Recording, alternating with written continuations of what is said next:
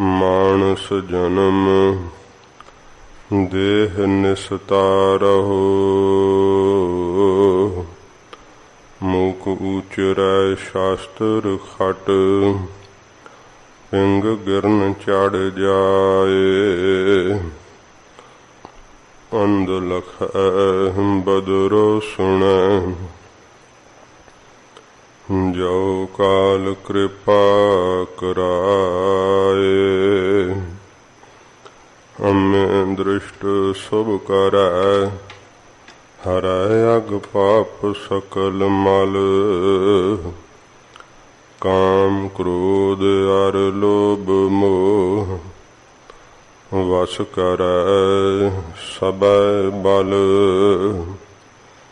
सदा सुख मन वसै, दुख संसार खोवै। गुर नव निध दरियाओ, जन्म हम कालख तोवै। सो कहो टल गुर सेवियै, अहनिस सहज सुभाए। दर्शन परसै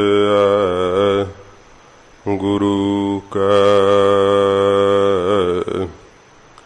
जन्म मरण दुख जाय। दर्शन परसै गुरु कै, जन्म मरण दुख जाए। सतनाम श्री वाहेगुरु साहेब जीओ। सलोक महला पहला। हम जेर जिमी दुनिया, पीरा मसाइका राया। मेरा वद बादशाह, अफजू खुदाया।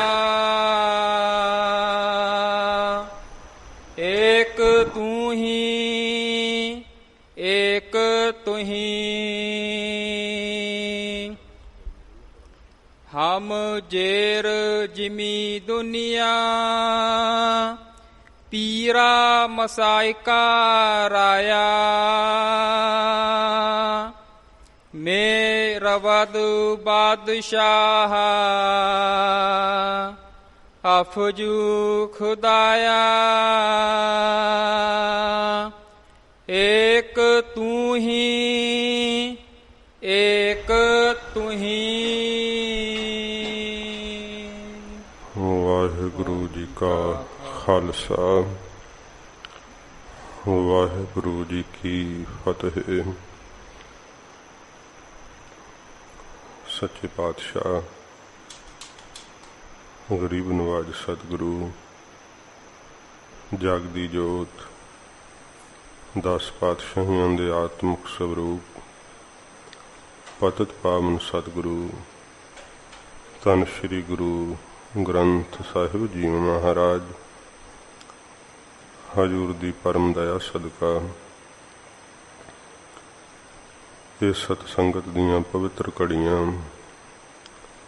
चोजी पातशाह जी दे महान पवित्र स्थान तखत सचखंड श्री हजूर श्री अवचल नगर साहिब विखे आपां नूं बड़े भागां नाल प्राप्त होईयां हन।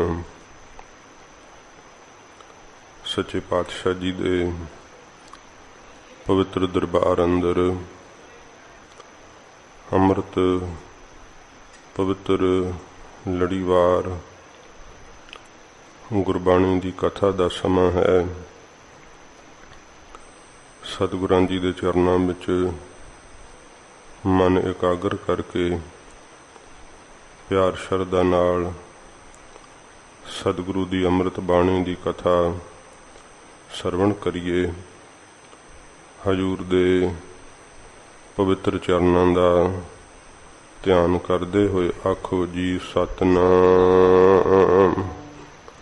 ਸ਼੍ਰੀ ਵਾਹਿਗੁਰੂ ਸਾਹਿਬ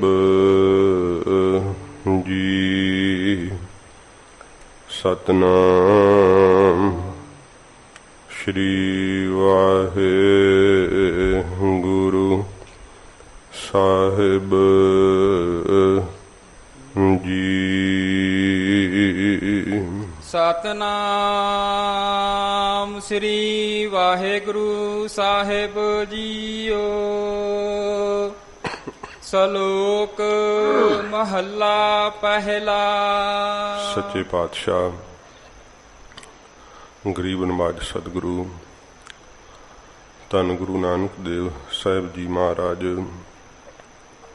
ਹਜੂਰ ਆਪਣੇ ਸ਼੍ਰੀ ਕੰਠ ਤੋਂ ਸੱਚੇ ਪਾਤਸ਼ਾਹ ਜੀ ਮਾਝ ਰਾਗ ਦੀ ਵਾਰ ਦੇ ਅੰਦਰ ਹਜੂਰ ਹੁਣ 13ਵੀਂ ਪੌੜੀ ਸਮੇਤ ਸ਼ਲੋਕਾਂ ਦੇ ਮਹਾਰਾਜ ਜੀ ਉਚਾਰਨ ਕਰ ਰਹੇ ਹੈ। ਸੱਚੇ ਪਾਤਸ਼ਾਹ ਹਜੂਰ ਆਪ ਦੇ ਸ਼੍ਰੀ ਕੰਠ ਤੋਂ ਬਖਸ਼ਿਸ਼ ਕਰਦੇ ਹਨ।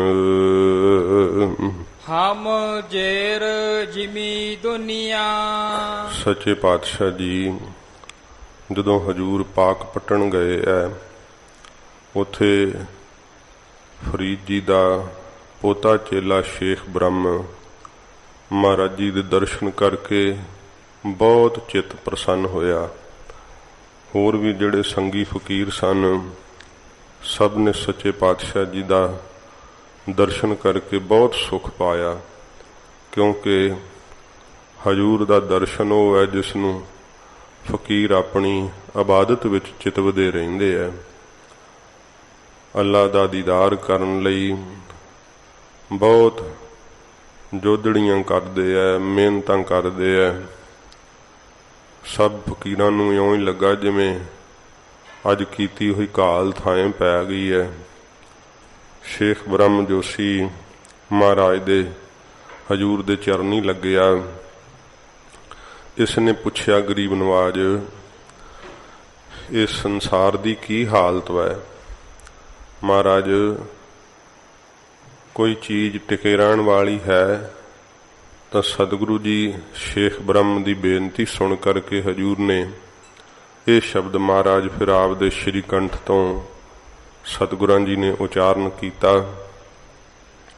ਉਥਾਨਕਾ ਵਾਲੇ ਭਾਵੇਂ ਇਸ ਸ਼ਬਦ ਦੀ ਉਥਾਨਕਾ ਕਾਰੂ ਬਾਦਸ਼ਾਹ ਨਾਲ ਹੋਇਆ ਸੰਵਾਦ ਵੀ ਕਹਿੰਦੇ ਹਨ, ਪਰ ਸੰਪਰਦਾ ਦੇ ਅੰਦਰ ਸਾਧ ਸੰਗਤ ਜੀ ਇਹ ਸ਼ਬਦ ਪਾਕ ਪੱਟਣ ਵਿੱਚ ਮਹਾਰਾਜ ਸ਼ੇਖ ਬ੍ਰਹਮ ਦੇ ਪ੍ਰਥਾਏ ਉਚਾਰਨ ਕੀਤਾ ਹੀ ਉਥਾਨਕਾ ਹੈ। ਸੱਚੇ ਪਾਤਸ਼ਾਹ ਜੀ ਮਹਾਰਾਜ ਦੇ ਅੰਦਰ ਹਜੂਰ ਉਪਦੇਸ਼ 7 ਵਾਰੀ ਉਪਦੇਸ਼ ਦ੍ਰਿੜ ਕਰਾਉਣਗੇ। ਏਕ ਤੂੰ ਹੀ ਹਾਹੇ ਨਾਲ ਆਵੇਗਾ, ਈੜੀ ਨਾਲ ਆਵੇਗਾ, ਅਰਥ ਉਹਦਾ ਇੱਕੋ ਹੀ ਹੈ।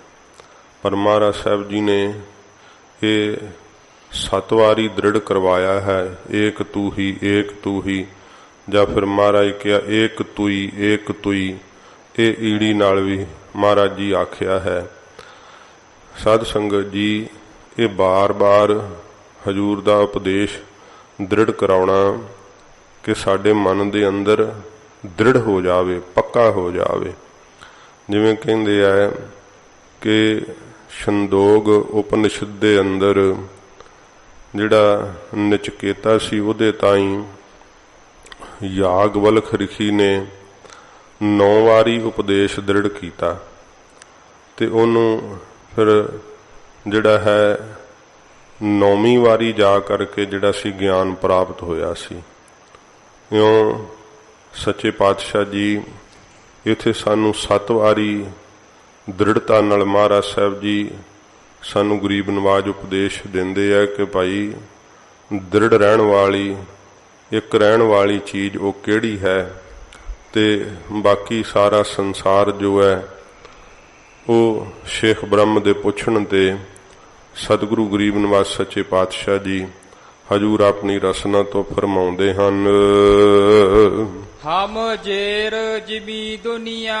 ਸੱਚੇ ਪਾਤਸ਼ਾਹ ਜੀ ਹਮ ਫਾਰਸੀ ਦੇ ਅੰਦਰ ਸਾਧ ਸੰਗਤ ਜੀ ਤਮਾਮ ਨੂੰ ਕਹਿੰਦੇ ਆ, ਸਾਰੀ ਨੂੰ ਕਿਹਾ ਜਾਂਦਾ ਜਿਵੇਂ ਸਾਰੇ ਆ। ਮਹਾਰਾਜ ਕਹਿੰਦੇ ਭਾਈ ਜਿਹੜੀ ਸਾਰੀ ਇਹ ਦੁਨੀਆ ਨਾ ਸ਼ੇਖ ਬ੍ਰਹਮ ਗਰੀਬ ਨਵਾਜ ਕਹਿੰਦੇ ਭਾਈ ਇਹ ਜ਼ਮੀਨ ਦੇ ਅੰਦਰ ਹੀ ਜੇਰ ਜਿਹੜੀ ਉਹ ਚਲੀ ਜਾਵੇਗੀ।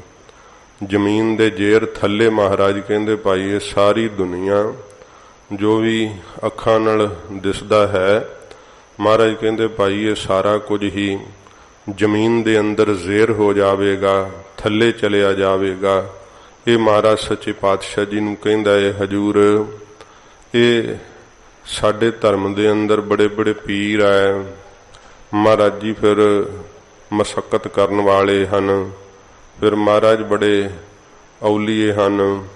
ਉਹਨਾਂ ਬਾਬਤ ਮਹਾਰਾਜ ਦੱਸੋ ਤਾਂ ਹਜੂਰ ਫਰਮਾਉਂਦੇ ਆ ਪੀਰਾ ਮਸਾਇਕਾ ਰਾਇਆ। ਮਹਾਰਾਜ ਕਹਿੰਦੇ ਸਾਰੇ ਪੀਰ ਜਿਹੜੇ ਆ ਉਹ ਵੀ ਸ਼ੇਖ ਬ੍ਰਹਮ ਚਲੇ ਜਾਣਗੇ।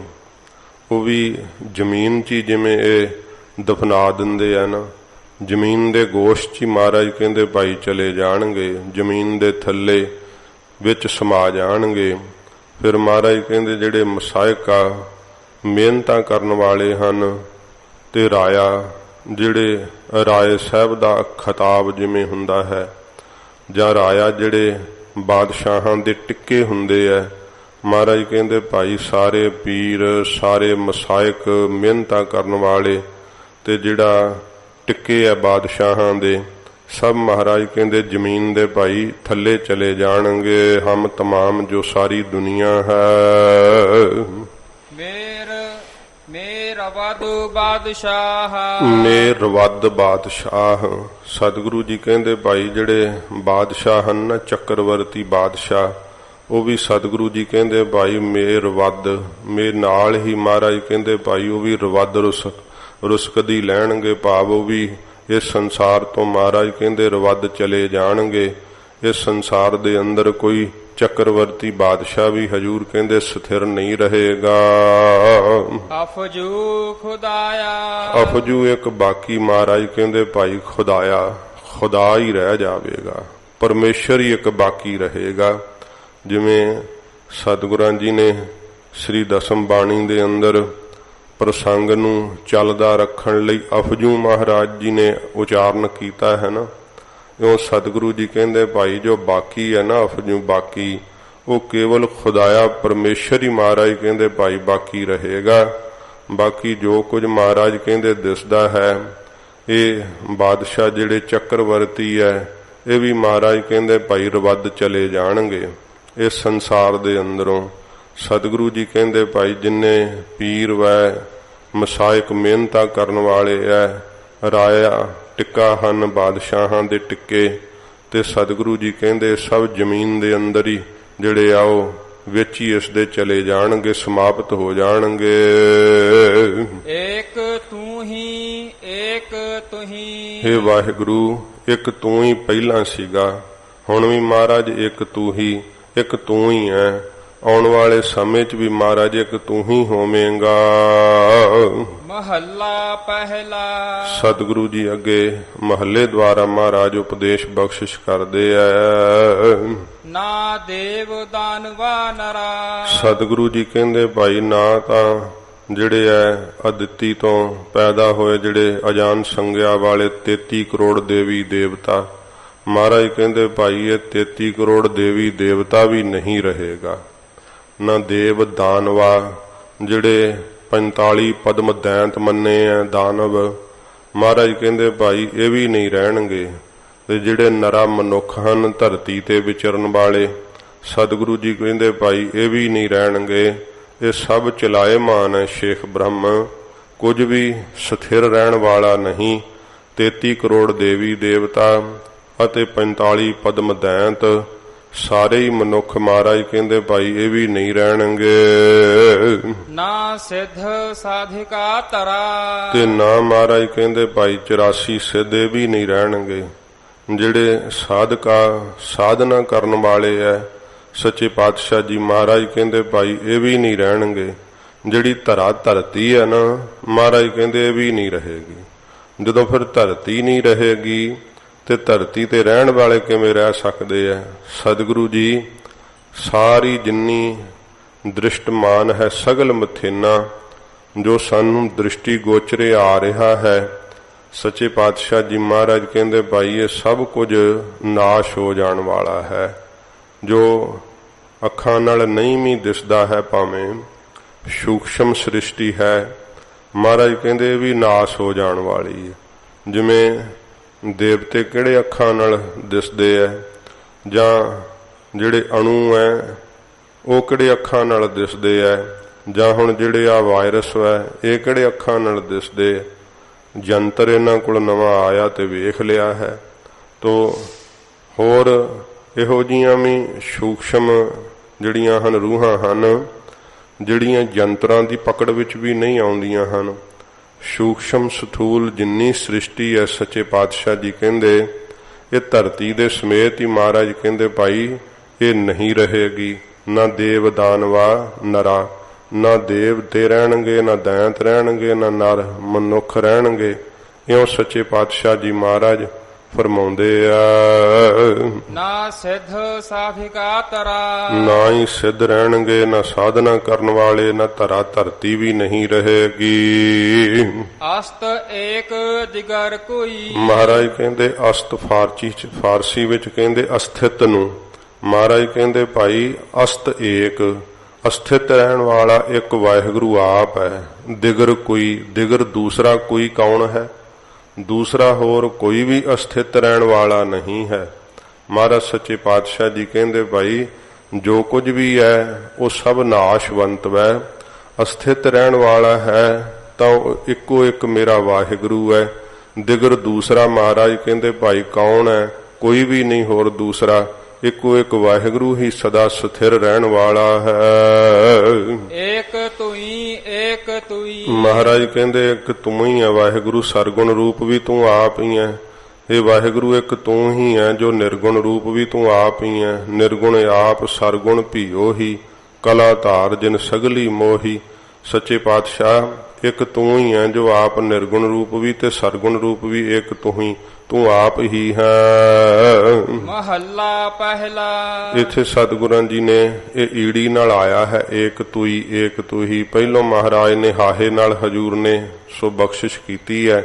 ਅਰਥ ਇਹਨਾਂ ਦਾ ਜਿਹੜਾ ਹੈ ਉਹ ਇੱਕੋ ਹੀ ਹੈ ਕਿ ਇੱਕ ਤੂੰ ਹੀ ਹੈ ਪਰਮੇਸ਼ਰ, ਇੱਕ ਤੂੰ ਹੀ ਸਦਾ ਰਹਿਣ ਵਾਲਾ ਹੈ। ਮਹੱਲਾ ਪਹਿਲਾ। ਸਤਿਗੁਰੂ ਜੀ ਪਹਿਲਾ ਸਰੂਪ ਧੰਨ ਗੁਰੂ ਨਾਨਕ ਸਾਹਿਬ ਜੀ ਮਹਾਰਾਜ ਬਖਸ਼ਿਸ਼ ਕਰਦੇ ਆ। ਨਾ ਦਾਦੇ ਦੇਹੰਦ ਆਦਮੀ, ਸੱਚੇ ਪਾਤਸ਼ਾਹ ਜੀ ਮਹਾਰਾਜ ਕਹਿੰਦੇ ਭਾਈ ਜਿਹੜੇ ਇਸ ਪ੍ਰਕਾਰ ਦਾਦੇ ਇਨਸਾਫ ਕਰਨ ਵਾਲੇ ਹਨ ਨਾ, ਮਹਾਰਾਜ ਕਹਿੰਦੇ ਭਾਈ ਉਹ ਧਰਮ ਰਾਜੇ ਵਰਗੇ ਜਿਹੜੇ ਇਨਸਾਫ ਕਰਨ ਵਾਲੇ ਐ, ਮਹਾਰਾਜ ਕਹਿੰਦੇ ਉਹ ਵੀ ਨਹੀਂ ਭਾਈ ਰਹਿਣਗੇ।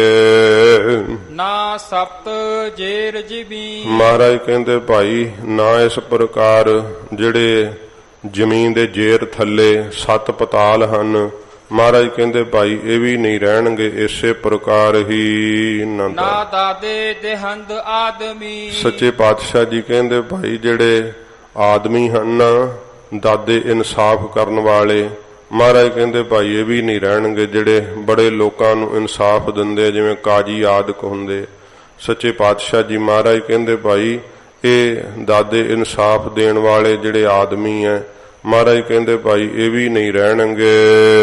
ਨਾ ਸਪਤ ਜੇਰ ਜਮੀ, ਨਾ ਸਪਤ ਜਿਹੜੇ 7 ਪਤਾਲ ਹਨ, ਜੇਰ ਜ਼ਮੀਨ ਜਿਹੜੇ ਜ਼ਮੀਨ ਦੇ ਜੇਰ ਥੱਲੇ ਹਨ, ਉਹ ਮਹਾਰਾਜ ਕਹਿੰਦੇ ਭਾਈ 7 ਪਤਾਲ ਜਿਹੜੇ ਐ ਉਹ ਵੀ ਨਹੀਂ ਰਹਿਣਗੇ, ਚਲਾਏ ਮਾਨ ਹਨ। ਅਸਤ ਏਕ ਦਿਗਰ ਕੋਈ, ਵਾਹਿਗੁਰੂ ਅਸਥਿਤ ਰਹਿਣ ਵਾਲਾ ਇੱਕ ਤੂੰ ਹੀ ਹੈ। ਦਿਗਰ ਕੋਈ, ਦਿਗਰ ਦੂਸਰਾ ਕੌਣ ਹੈ ਤੇਰੇ ਤੋਂ ਬਿਨਾ? ਇੱਕ ਤੂੰ ਹੀ ਸਦਾ ਸਲਾਮਤ ਰਹਿਣ ਵਾਲਾ ਹੈ, ਤੂੰ ਸਦਾ ਸਲਾਮਤ ਨਿਰੰਕਾਰ। ਏਕ ਤੂਈ, ਏਕ ਤੂਈ। ਇਹ ਫਿਰ ਮਹਾਰਾਜ ਜੀ ਦ੍ਰਿੜ ਕਰਾਉਂਦੇ ਐ, ਇਹ ਵਾਹਿਗੁਰੂ ਇੱਕ ਤੂੰ ਹੀ ਪਹਿਲਾਂ ਸੀ, ਇੱਕ ਤੂੰ ਹੀ ਹੋਣਾ, ਇੱਕ ਤੂੰ ਹੀ ਸਦਾ ਰਹੇਗਾ। ਅਥਵਾ ਸਤਿਗੁਰੂ ਜੀ ਕਹਿੰਦੇ ਨੇ ਕਿ ਜੀਵ ਦੇ ਅੰਦਰ ਚੇਤਨ ਸੱਤਾ ਰੂਪ ਵੀ ਮਹਾਰਾਜ ਤੂੰ ਆਪ ਹੀ ਹੈ, ਜੀਵ ਰੂਪ ਹੋ ਕਰਕੇ ਤੇ ਮਾਇਆ ਸਬਲ ਹੋ ਕਰਕੇ ਈਸ਼ਰ ਕਹਾਉਣ ਵਾਲਾ ਵੀ ਇੱਕ ਤੂੰ ਆਪ ਹੀ ਹੈ। ਮਹੱਲਾ ਪਹਿਲਾ। ਸੱਚੇ ਪਾਤਸ਼ਾਹ ਜੀ ਫਿਰ ਅੱਗੇ ਹਜੂਰ ਪਹਿਲਾ ਸਰੂਪ ਗੁਰੂ ਨਾਨਕ ਸਾਹਿਬ ਜੀ ਮਹਾਰਾਜ ਉਚਾਰਦੇ ਹਨ।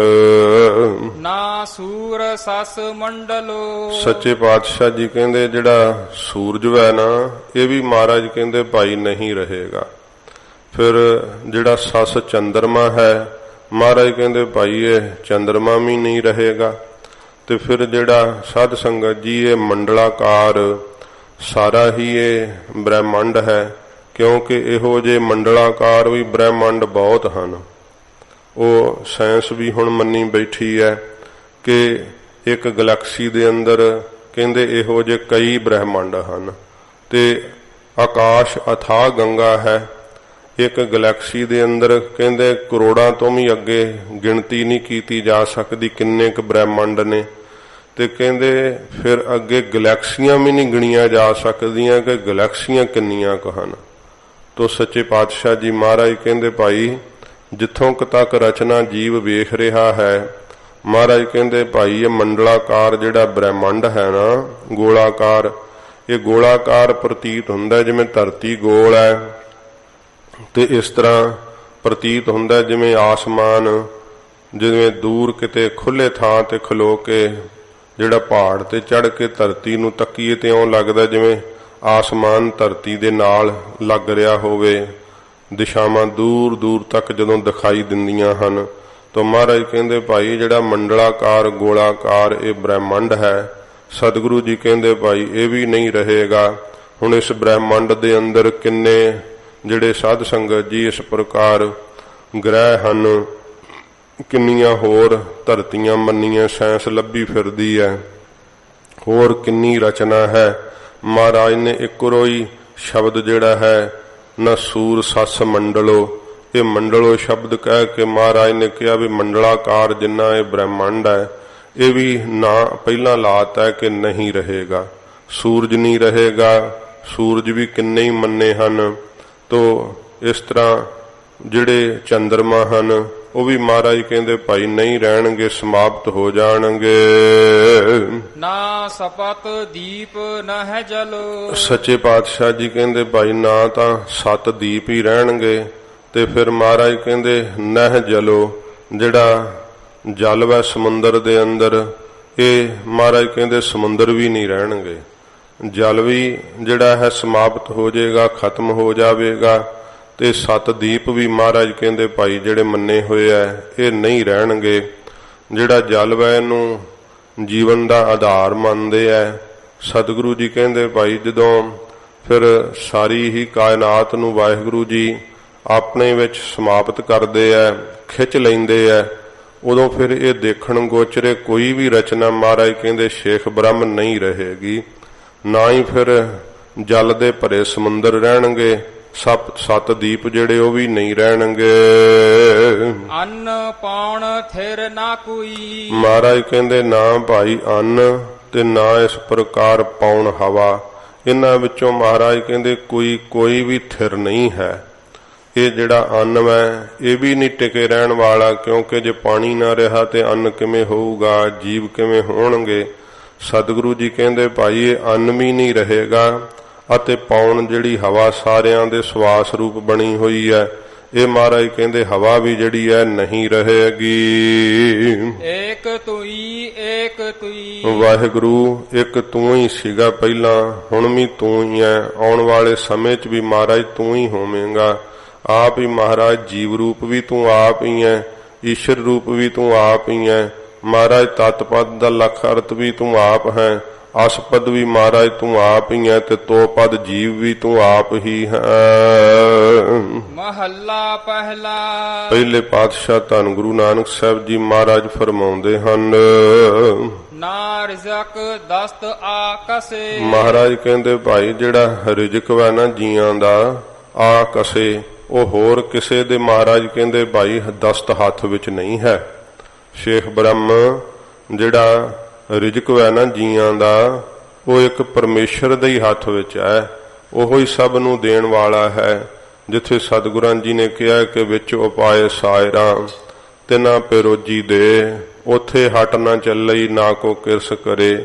ਸੌਦਾ ਮੂਲ ਨ ਹੋਵਈ, ਨਾ ਕੋ ਲਏ ਨਾ ਦੇ। ਜੀਆਂ ਕਾ ਆਹਾਰ ਜੀ, ਖਾਣਾ ਇਹੋ ਕਰੇ। ਮਹਾਰਾਜ ਕਹਿੰਦੇ ਭਾਈ ਵਾਹਿਗੁਰੂ ਦੇ ਦਸਤ ਹੱਥ ਦੇ ਅੰਦਰ ਹੈ, ਹੋਰ ਕਿਸੇ ਦੇ ਮਹਾਰਾਜ ਕਹਿੰਦੇ ਹੱਥ ਵਿੱਚ ਨਹੀਂ ਹੈ। ਜੀਆਂ ਦਾ ਰਿਜ਼ਕ, ਜੀਆਂ ਦੀ ਰੋਜੀ ਜਿਹੜੀ ਹੈ ਵਾਹਿਗੁਰੂ ਨੇ ਆਪਣੇ ਹੱਥ ਵਿੱਚ ਰੱਖੀ ਹੋਈ ਹੈ। ਉਹ ਸਭ ਦੀ ਪ੍ਰਤਪਾਲਣਾ ਕਰਦਾ ਹੈ। ਕਿੱਥੇ ਖੁਸ਼ਕ ਪੱਥਰਾਂ ਦੇ ਅੰਦਰ ਜੀਵ ਪੈਦਾ ਕਰਕੇ ਵਾਹਿਗੁਰੂ ਉਹਨਾਂ ਨੂੰ ਰੋਜੀ ਦਿੰਦਾ ਹੈ। ਕਿੱਥੇ ਫਿਰ ਜਿਹੜੇ ਧਰਤੀ ਦੇ ਅੰਦਰ ਪਤਾਲ ਵਿੱਚ ਜੀਵ ਹੈ ਜਾਂ ਸਮੁੰਦਰ ਦੀਆਂ ਤਹਿਾਂ ਵਿੱਚ ਜੀਵ ਹਨ, ਉਹਨਾਂ ਦੀ ਪ੍ਰਤਪਾਲਣਾ ਕਰਦਾ ਹੈ। ਜਿਵੇਂ ਭਾਈ ਜੀਵਾ ਜੀ ਦੀ ਸਾਖੀ ਆਉਂਦੀ ਹੈ, ਉਹ ਮਹਾਰਾਜ ਗੁਰੂ ਅੰਗਦ ਸਾਹਿਬ ਜੀ ਵਾਸਤੇ ਦਹੀਂ ਲੈ ਕੇ ਜਾਂਦੇ ਰੋਜ਼। ਜਿੰਨਾ ਚਿਰ ਭਾਈ ਜੀਵੇ ਦਾ ਦਹੀਂ ਨਾ ਆਉਂਦਾ ਹਜੂਰ ਲੰਗਰ ਨਾ ਛਕਦੇ। ਬਹੁਤ ਪਿਆਰ ਕਰਦੇ। ਭਾਈ ਜੀਵਾ ਜੀ ਵੀ ਬੜੇ ਮਿਹਨਤ ਨਾਲ, ਪਿਆਰ ਨਾਲ, ਨਿਯਮ ਨਾਲ ਮਹਾਰਾਜ ਦੀ ਸੇਵਾ ਵਿੱਚ ਲੱਗੇ ਰਹਿੰਦੇ। ਰੋਜ਼ ਦਾ ਨਿਯਮ ਸੀ। ਅੰਮ੍ਰਿਤ ਵੇਲੇ ਤੁਰਦੇ। ਇੱਕ ਅੰਮ੍ਰਿਤ ਵੇਲੇ ਬਹੁਤ ਜ਼ੋਰ ਦੀ ਹਨੇਰੀ ਚੱਲੀ, ਇੰਨਾ ਤੇਜ਼ ਤੂਫਾਨ ਕਿ ਰੁੱਖ ਜਿਹੜੇ ਸੀ ਉਹ ਵੀ ਉਖੜ ਜਾਣ ਵਾਲਾ ਏਡਾ ਤੇਜ਼, ਤੇ ਛੰਨਾ ਉੱਡਦੀਆਂ ਫਿਰਨ। ਰੁੱਖ ਜਿਹੜੇ ਸੀ ਉਹ ਡਿੱਗ ਗਏ, ਟੁੱਟ ਗਏ। ਬਹੁਤ ਜ਼ਿਆਦਾ ਨੁਕਸਾਨ ਹੋ ਰਿਹਾ ਸੀ। ਏਡੇ ਤੂਫਾਨ ਦੇ ਅੰਦਰ ਭਾਈ ਜੀਵੇ ਨੇ ਸੋਚਿਆ ਕਿਵੇਂ ਜਾਵਾਂਗੇ, ਨਿਯਮ ਕਿਵੇਂ ਨਿਭੇਗਾ। ਇਉਂ ਹੁਣ ਸਤਿਗੁਰਾਂ ਜੀ ਦੀ ਸੇਵਾ ਕੀਤੀ ਕਰਕੇ ਜਿਹੜਾ ਕੋਈ ਮਨ 'ਚ ਫੁਰਨਾ ਕਰੀਏ ਨਾ, ਤੇ ਫੁਰਨਾ ਕਰਕੇ ਬਚਨ ਕਰ ਦਈਏ, ਉਹ ਫਿਰ ਪੂਰਾ ਹੋ ਜਾਂਦਾ ਹੈ। ਪਰ ਸਤਿਗੁਰੂ ਜੀ ਰਜਾ 'ਚ ਰਹਿਣਾ ਸਿਖਾਉਂਦੇ ਆ ਗਰੀਬ ਨਵਾਜ। ਇੱਥੇ ਫਿਰ ਮਹਾਰਾਜ ਦੱਸਣਾ ਨਾ ਕਿ ਭਾਈ ਪਰਮੇਸ਼ਰ ਦੇ ਭਾਣੇ 'ਚ ਜੋ ਹੁੰਦਾ ਉਹ ਭਲਾ ਹੁੰਦਾ ਹੈ। ਕਿਉਂਕਿ ਜਿਹੜਾ ਸਾਡਾ ਮਨ ਹੈ ਅਸੀਂ ਭੁੱਲ ਜਾਂਦੇ ਹਾਂ, ਸੋਚਦੇ ਹਾਂ ਇਹਦੇ ਨਾਲ ਕਿਸੇ ਦਾ ਕੀ ਭਲਾ ਹੋਣਾ, ਨੁਕਸਾਨ ਹੀ ਹੈ ਤਾਂ ਸਾਰਾ ਕੁਛ। ਭਾਈ ਜੀਵਾ ਜੀ ਨੇ ਮਨ ਦੇ ਅੰਦਰ ਖਿਆਲ ਕਰ ਲਿਆ ਕਿ ਜੇ ਤੂਫਾਨ ਬੰਦ ਹੋ ਜਾਵੇ ਤੇ ਫਿਰ ਮੇਰਾ ਨਿਯਮ ਪੂਰਾ ਹੋ ਜਾਏਗਾ। ਤੇ ਇਹ ਮਨ 'ਚ ਖਿਆਲ ਜਦੋਂ ਕਰਕੇ ਕਿਹਾ ਕਿ ਜੇ ਤੂਫਾਨ ਬੰਦ ਹੋ ਜਾਵੇ ਤਾਂ ਉਹ ਸੱਚਮੁੱਚ ਤੂਫਾਨ ਬੰਦ ਹੋ ਗਿਆ। ਜਦੋਂ ਬੰਦ ਹੋ ਗਿਆ ਤਾਂ ਭਾਈ ਜੀਵਾ ਦਹੀਂ ਲੈ ਕੇ ਪੁੱਜੇ।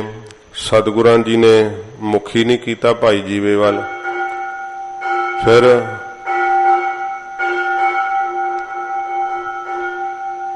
ਭਾਈ ਜੀਵਾ ਦੂਜੇ ਪਾਸੇ ਹੋਏ। ਆਖਿਆ ਮਹਾਰਾਜ ਮੈਥੋਂ ਕੀ ਭੁੱਲ ਹੋਈ ਹੈ। ਸਤਿਗੁਰਾਂ ਫਿਰ ਮੁੱਖ ਫੇਰ ਲਿਆ। ਭਾਈ ਜੀਵੇ ਫਿਰ ਚਰਨਾਂ ਤੇ ਟਹਿ ਕੇ ਮਾਫੀ ਮੰਗ ਲਈ। ਮਹਾਰਾਜ ਗਰੀਬ ਨਵਾਜ ਅਸੀਂ ਅਲਪੱਗਵਾਂ, ਸੱਚੇ ਪਾਤਸ਼ਾਹ ਭੁੱਲ ਹੋ ਜਾਂਦੀ ਹੈ, ਸਤਿਗੁਰੂ ਕਿਰਪਾ ਕਰਕੇ ਦੱਸੋ ਮੈਂ ਕੀ ਗਲਤੀ ਕੀਤੀ ਹੈ। ਸਤਿਗੁਰਾਂ ਨੇ ਕਿਹਾ ਭਾਈ ਜੀਵਾ ਤੂੰ ਵਾਹਿਗੁਰੂ ਦੇ ਹੁਕਮ 'ਚ ਦਖਲ ਦਿੱਤਾ ਹੈ। ਕਿਹਾ ਮਹਾਰਾਜ ਜੀ ਕਿਵੇਂ ਦਖਲ ਦਿੱਤਾ ਹੈ। ਹਜੂਰ ਕਹਿੰਦੇ ਤੂਫਾਨ ਤੂੰ ਬੰਦ ਕਰਾਤਾ ਅੱਜ। ਭਾਈ ਜੀਵਾ ਕਹਿੰਦਾ ਮਹਾਰਾਜ ਉਹ ਤਾਂ ਡਾਢਾ ਹੀ ਨੁਕਸਾਨ ਹੋ ਰਿਹਾ ਸੀ। ਲੋਕਾਂ ਦੇ ਘਰ ਜਿਹੜੇ ਮਹਾਰਾਜ ਉਹ ਟੁੱਟ ਗਏ। ਸੱਚੇ ਪਾਤਸ਼ਾਹ ਮਾਲ ਡੰਗਰ ਨੁਕਸਾਨਿਆ ਗਿਆ, ਰੁੱਖ ਪੁੱਟੇ ਗਏ ਜੜੋਂ ਹੀ, ਕਈ ਉਹ ਟੁੱਟ ਗਏ। ਮਹਾਰਾਜ ਇਹ ਤਾਂ ਬਾਹਲਾ ਨੁਕਸਾਨ ਹੋਇਆ। ਜੇ ਮਹਾਰਾਜ ਇਹ ਭਲਾ ਬੰਦ ਹੋ ਗਿਆ ਤਾਂ ਇਹਦੇ ਨਾਲ ਕੀ ਨੁਕਸਾਨ ਹੋਇਆ, ਸਗੋਂ ਭਲਾ ਹੀ ਹੋਇਆ। ਸਤਿਗੁਰੂ ਜੀ ਕਹਿੰਦੇ ਭਾਈ ਜੀਵਾ ਵਾਹਿਗੁਰੂ ਦੀ ਰਜਾ ਵਿੱਚ ਸਾਨੂੰ ਦਖਲ ਨਹੀਂ ਦੇਣਾ ਚਾਹੀਦਾ। ਤੈਨੂੰ ਦੇਖਣ ਮਾਤਰ ਸੇ ਲੱਗਦਾ ਕਿ ਨੁਕਸਾਨ ਹੈ, ਪਰ ਵਾਹਿਗੁਰੂ ਦੇ ਹੁਕਮ ਵਿੱਚ ਇਹ ਵੀ ਭਲਾ ਹੋ ਰਿਹਾ। ਭਾਈ ਜੀਵੇ ਹੱਥ ਜੋੜ ਕੇ ਆਖਿਆ ਮਹਾਰਾਜ ਜੀ ਕਿਰਪਾ ਕਰਕੇ ਸਾਨੂੰ ਦੱਸੋ ਫਿਰ ਇਸ ਤੂਫਾਨ ਨਾਲ ਕੀ ਭਲਾ ਵਾਹਿਗੁਰੂ ਜੀ ਕਰਦੇ ਆ। ਮਹਾਰਾਜ ਕਹਿੰਦੇ ਭਾਈ ਜੀਵਾ ਜਦੋਂ ਸਮੁੰਦਰਾਂ ਦੇ ਜਿਹੜੇ ਪੇਟ ਵਿੱਚ ਭਾਵ ਅੱਧ ਵਿੱਚ ਖਲੋਤੇ ਹੁੰਦੇ ਨਾ ਜਹਾਜ਼, ਉਹ ਕਈ ਮਹੀਨਿਆਂ ਦੇ ਖਲੋਤੇ ਹੋਏ ਹਵਾ ਨੂੰ ਹੀ ਉਡੀਕਦੇ ਆ ਕਿ ਜਿਹੜੀ ਏਡੀ ਤੇਜ਼ ਹਵਾ ਚੱਲੇ ਤੇ ਫਿਰ ਅਸੀਂ ਆਪਣੇ ਜਹਾਜ਼ਾਂ ਨੂੰ ਕੰਢਿਆਂ ਵੱਲ ਲਿਜਾ ਸਕੀਏ। ਮਹਾਰਾਜ ਕਹਿੰਦੇ ਉਹ ਤਾਂ ਚੇਤੇ ਕਰ ਕਰਕੇ ਇਸ ਹਨੇਰੀ ਨੂੰ ਪਰਮੇਸ਼ਰ ਨੇ ਉਹਨਾਂ ਦੀਆਂ ਮਨ ਦੀਆਂ ਜਿਹੜੀਆਂ ਸੀਗੀਆਂ ਅਰਦਾਸਾਂ ਸੁਣ ਸੁਣ ਕੇ ਫਿਰ ਹਵਾ ਚਲਾਉਂਦਾ ਹੈ ਪਰਮੇਸ਼ਰ ਵਾਹਿਗੁਰੂ। ਇਹ ਤੂਫਾਨ ਵਗਦੇ ਆ। ਮਹਾਰਾਜ ਕਹਿੰਦੇ ਦੂਸਰਾ ਇਹ ਜਦੋਂ ਮਿੱਟੀ ਉੱਡ ਕੇ ਬਹੁਤ ਸਾਰੀ ਸਮੁੰਦਰ ਦੇ ਤਲ ਤੇ ਜਾਂਦੀ ਹੈ ਨਾ, ਫਿਰ ਮਿੱਟੀ ਚੀਕਣੀ ਹੋ ਕਰਕੇ ਸਮੁੰਦਰ ਦੀਆਂ ਤਹਿਾਂ ਤੇ ਚਲੀ ਜਾਂਦੀ ਹੈ। ਉੱਥੇ ਮਹਾਰਾਜ ਕਹਿੰਦੇ ਜ਼ਹਿਰੀਲੇ ਸੱਪ ਰਹਿੰਦੇ ਆ। ਤੇ ਫਿਰ ਭਾਈ ਜੀਵਾ ਉਹ ਹੋਰ ਕੁਝ ਨਹੀਂ ਖਾਂਦੇ, ਇਸ ਚੀਕਣੀ ਮਿੱਟੀ ਨੂੰ ਖਾ ਕੇ ਆਪਣੇ ਪੇਟ ਦੀ ਅੱਗ ਨੂੰ ਸ਼ਾਂਤ ਕਰਦੇ ਆ। ਮਹਾਰਾਜ ਸੱਚੇ ਪਾਤਸ਼ਾਹ ਜੀ ਨੇ ਜਦੋਂ ਦੱਸਿਆ ਤੇ ਭਾਈ ਜੀਵਾ ਮਹਾਰਾਜ ਚਰਨੀ ਪੈ ਗਏ ਸਤਿਗੁਰਾਂ ਜੀ ਦੇ। ਆਖਿਆ ਮਹਾਰਾਜ ਇਦੋਂ ਅੱਗੇ ਅਸੀਂ ਭੁੱਲ ਨਹੀਂ ਕਰਾਂਗੇ। ਸੱਚੇ ਪਾਤਸ਼ਾਹ ਜੀ ਮਹਾਰਾਜ ਕਹਿੰਦੇ ਭਾਈ ਵਾਹਿਗੁਰੂ ਨੂੰ ਸਭ ਦੀ ਚਿੰਤਾ ਹੈ। ਮਹਾਰਾਜ ਨੇ ਕਿਹਾ ਨਾ ਕਰ ਚਿੰਤ, ਚਿੰਤਾ ਹੈ ਕਰਤਾ। ਮਹਾਰਾਜ ਕਹਿੰਦੇ ਕਰਤੇ ਵਾਹਿਗੁਰੂ ਨੂੰ ਤੇਰੀ ਚਿੰਤਾ ਹੈ, ਤੂੰ ਨਾ ਆਪਣੀ ਰੋਜੀ ਦੀ ਚਿੰਤਾ ਨਾ ਕਰਿਆ ਕਰ। ਸਤਿਗੁਰੂ ਜੀ ਕਹਿੰਦੇ ਭਾਈ ਪਰ ਜੀਵ ਜਿਹੜੇ ਐ ਇਹ ਭਰੋਸਾ ਨਹੀਂ ਕਰਦੇ ਹਨ। ਸਤਿਗੁਰੂ ਜੀ ਕਹਿੰਦੇ ਭਾਈ ਰੋਜੀ ਆਪਣੇ ਹੱਥ ਵਿੱਚ ਸਮਝ ਲੈਂਦੇ ਐ ਕਿ ਜੇ ਮੈਂ ਨਾ ਹੋਵਾਂ ਤੇ ਪਰਿਵਾਰ ਭੁੱਖਾ ਮਰ ਜਾਵੇ, ਫਿਰ ਸਾਡਾ ਵਿਹਾਰ ਜਿਹੜਾ ਹੈ, ਘਰ ਦਾ ਅੰਨ ਪਾਣੀ ਜਿਹੜਾ ਹੈ ਉਹ ਕਿਵੇਂ ਚੱਲੇ, ਕੌਣ ਲਿਆ ਕੇ ਦਊਗਾ, ਕਿਵੇਂ ਖਾਵਾਂਗੇ। ਸਤਿਗੁਰੂ ਪਾਤਸ਼ਾਹ ਜੀ ਮਹਾਰਾਜ ਕਹਿੰਦੇ ਆ ਭਾਈ ਜੋ ਊੜੇ ਊੜ ਆਵੈ ਸੈ ਕੋਸਾ। ਮਹਾਰਾਜ ਕਹਿੰਦੇ ਭਾਈ ਜਿਹੜੀਆਂ ਕੂੰਜਾਂ ਹਨ ਉਹ ਕੋਹਾਂ ਦੂਰ ਉੱਡ ਉੱਡ ਕੇ ਆ ਜਾਂਦੀਆਂ ਹਨ। ਮਹਾਰਾਜ ਸੱਚੇ ਪਾਤਸ਼ਾਹ ਜੀ ਕਹਿੰਦੇ ਭਾਈ ਜਿਹੜੇ ਉਹਨਾਂ ਦੇ ਬੱਚੇ ਆ ਤਿੰਨ ਕਵਣ ਖਿਲਾਵੈ ਕਵਣ ਚੁਗਾਵੈ, ਉਹਨਾਂ ਨੂੰ ਕੌਣ ਖਾਣਾ ਖਵਾਉਂਦਾ, ਕੌਣ ਚੋਗਾ ਚਗਾਉਂਦਾ ਹੈ। ਵਾਹਿਗੁਰੂ ਨੇ ਕੂੰਜ ਦੇ ਸਿਮਰਨ ਵਿੱਚ ਇੰਨੀ ਸ਼ਕਤੀ ਪਾ ਦਿੱਤੀ ਹੈ, ਮਨ ਮਹਿ ਸਿਮਰਨ ਕਰਿਆ। ਉਹ ਮਨ ਦੇ ਅੰਦਰ ਆਪਣੇ ਬੱਚੇ ਨੂੰ ਚੇਤਾ ਕਰਦੀ ਹੈ, ਚੁਗੈ ਚਿਤਾਰੈ ਭੀ ਚੁਗੈ ਚੁਗ ਚੁਗ ਚਿਤਾਰੈ, ਤੇ ਚੇਤੇ ਨਾਲ ਹੀ ਆਪਣੇ ਬੱਚੇ ਦੀ ਪ੍ਰਤਪਾਲਣਾ ਕਰ ਲੈਂਦੀ ਹੈ। ਫਿਰ ਸਾਧ ਸੰਗਤ ਜਿਹੜੀ ਕੱਛੂ ਕੁੰਮੀ ਹੈ ਉਹ ਮਹਾਰਾਜ ਕਿਹਾ ਹੈ ਕਿ ਕੁੰਮੀ ਜਲ ਮਾਹੇ ਤਨ ਤਿਸ ਬਾਹਰ ਪੰਖ ਖੀਰ ਤਨ ਨਾਹੀ। ਮਹਾਰਾਜ ਕਹਿੰਦੇ ਭਾਈ ਉਹਨੂੰ ਖੰਭ ਨਹੀਂ ਲੱਗੇ ਹੋਏ ਕਿ ਉੱਡ ਕੇ ਆਪਣੇ ਬੱਚਿਆਂ ਨੂੰ ਚੋਗਾ ਲਿਆ ਕਰਕੇ ਚੁਗਾਵੇ, ਜਾਂ ਕਿ ਅਸਥਨ ਨਹੀਂ ਲੱਗੇ ਹੋਏ ਕਿ ਖੀਰ ਦੁੱਧ ਪਿਆ ਦੇ ਆਪਣੇ ਬੱਚਿਆਂ ਨੂੰ। ਬਾਹਰ ਬਰੇਤੀ ਤੇ ਆਪਣੇ ਬੱਚੇ ਨੂੰ ਜਨਮ ਦਿੰਦੀ ਹੈ ਤੇ ਆਪ ਜਲ ਵਿੱਚ ਆ ਜਾਂਦੀ ਹੈ। ਉਹਦੀ ਨਿਗਾਹ ਵਿੱਚ ਵਾਹਿਗੁਰੂ ਨੇ ਇਹੋ ਜਿਹੀ ਸ਼ਕਤੀ ਪਾਈ ਹੋਈ ਹੈ ਕਿ ਆਪਣੇ ਬੱਚੇ ਨੂੰ ਵੇਖਦੀ ਰਹਿੰਦੀ ਹੈ, ਵੇਖ ਵੇਖ ਕੇ ਉਹਦੀ ਪ੍ਰਤਪਾਲਣਾ ਕਰ ਲੈਂਦੀ ਹੈ। ਤੇ ਬੱਚੇ ਜਿਹੜੇ ਆ ਫਿਰ ਆਪਣੇ ਮਾਤਾ ਪਿਤਾ ਕੋਲ ਜਲ ਵਿੱਚ ਆ ਜਾਂਦੇ ਆ।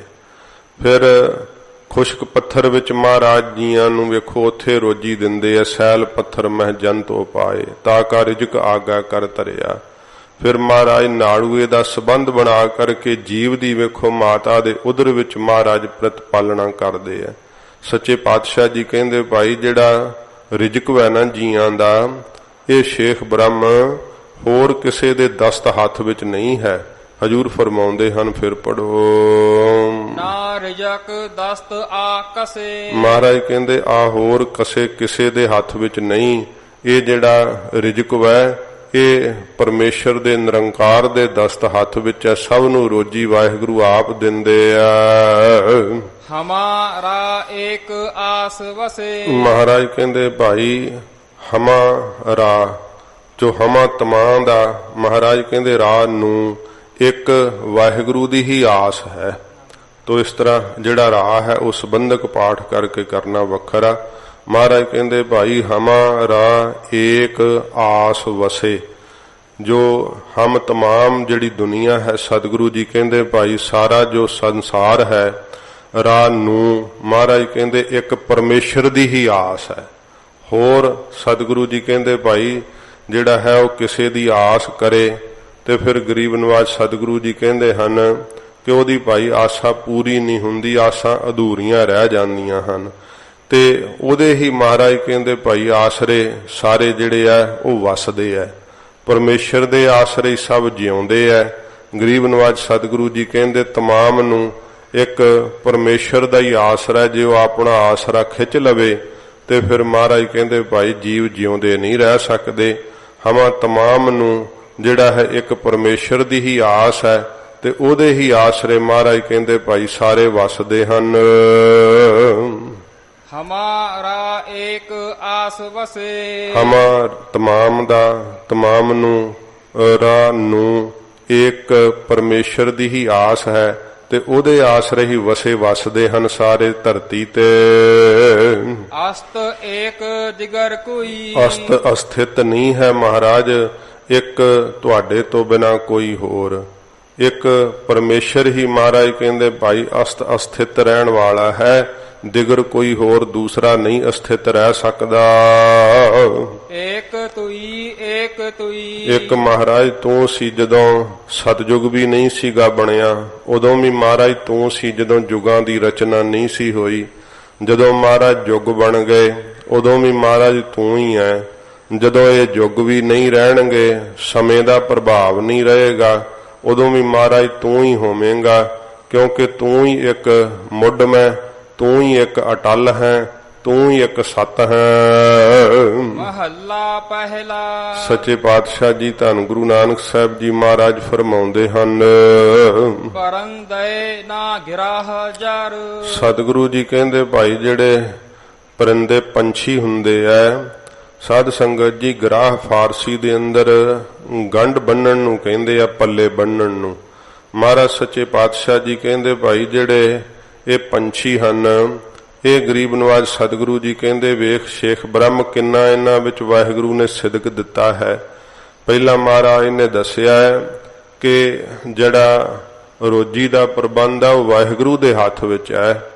ਜੀਵ ਨੂੰ ਬੰਦਗੀ ਕਰਨੀ ਚਾਹੀਦੀ ਹੈ ਪਰਮੇਸ਼ਰ ਦੀ, ਕਿਉਂਕਿ ਇੱਕ ਉਹੋ ਹੀ ਰਹਿਣ ਵਾਲਾ, ਸਦਾ ਰਹਿਣ ਵਾਲਾ ਸਤ ਸਰੂਪ ਹੈ, ਬਾਕੀ ਸਭ ਕੁਝ ਨਾਸ਼ਵੰਤ ਹੈ।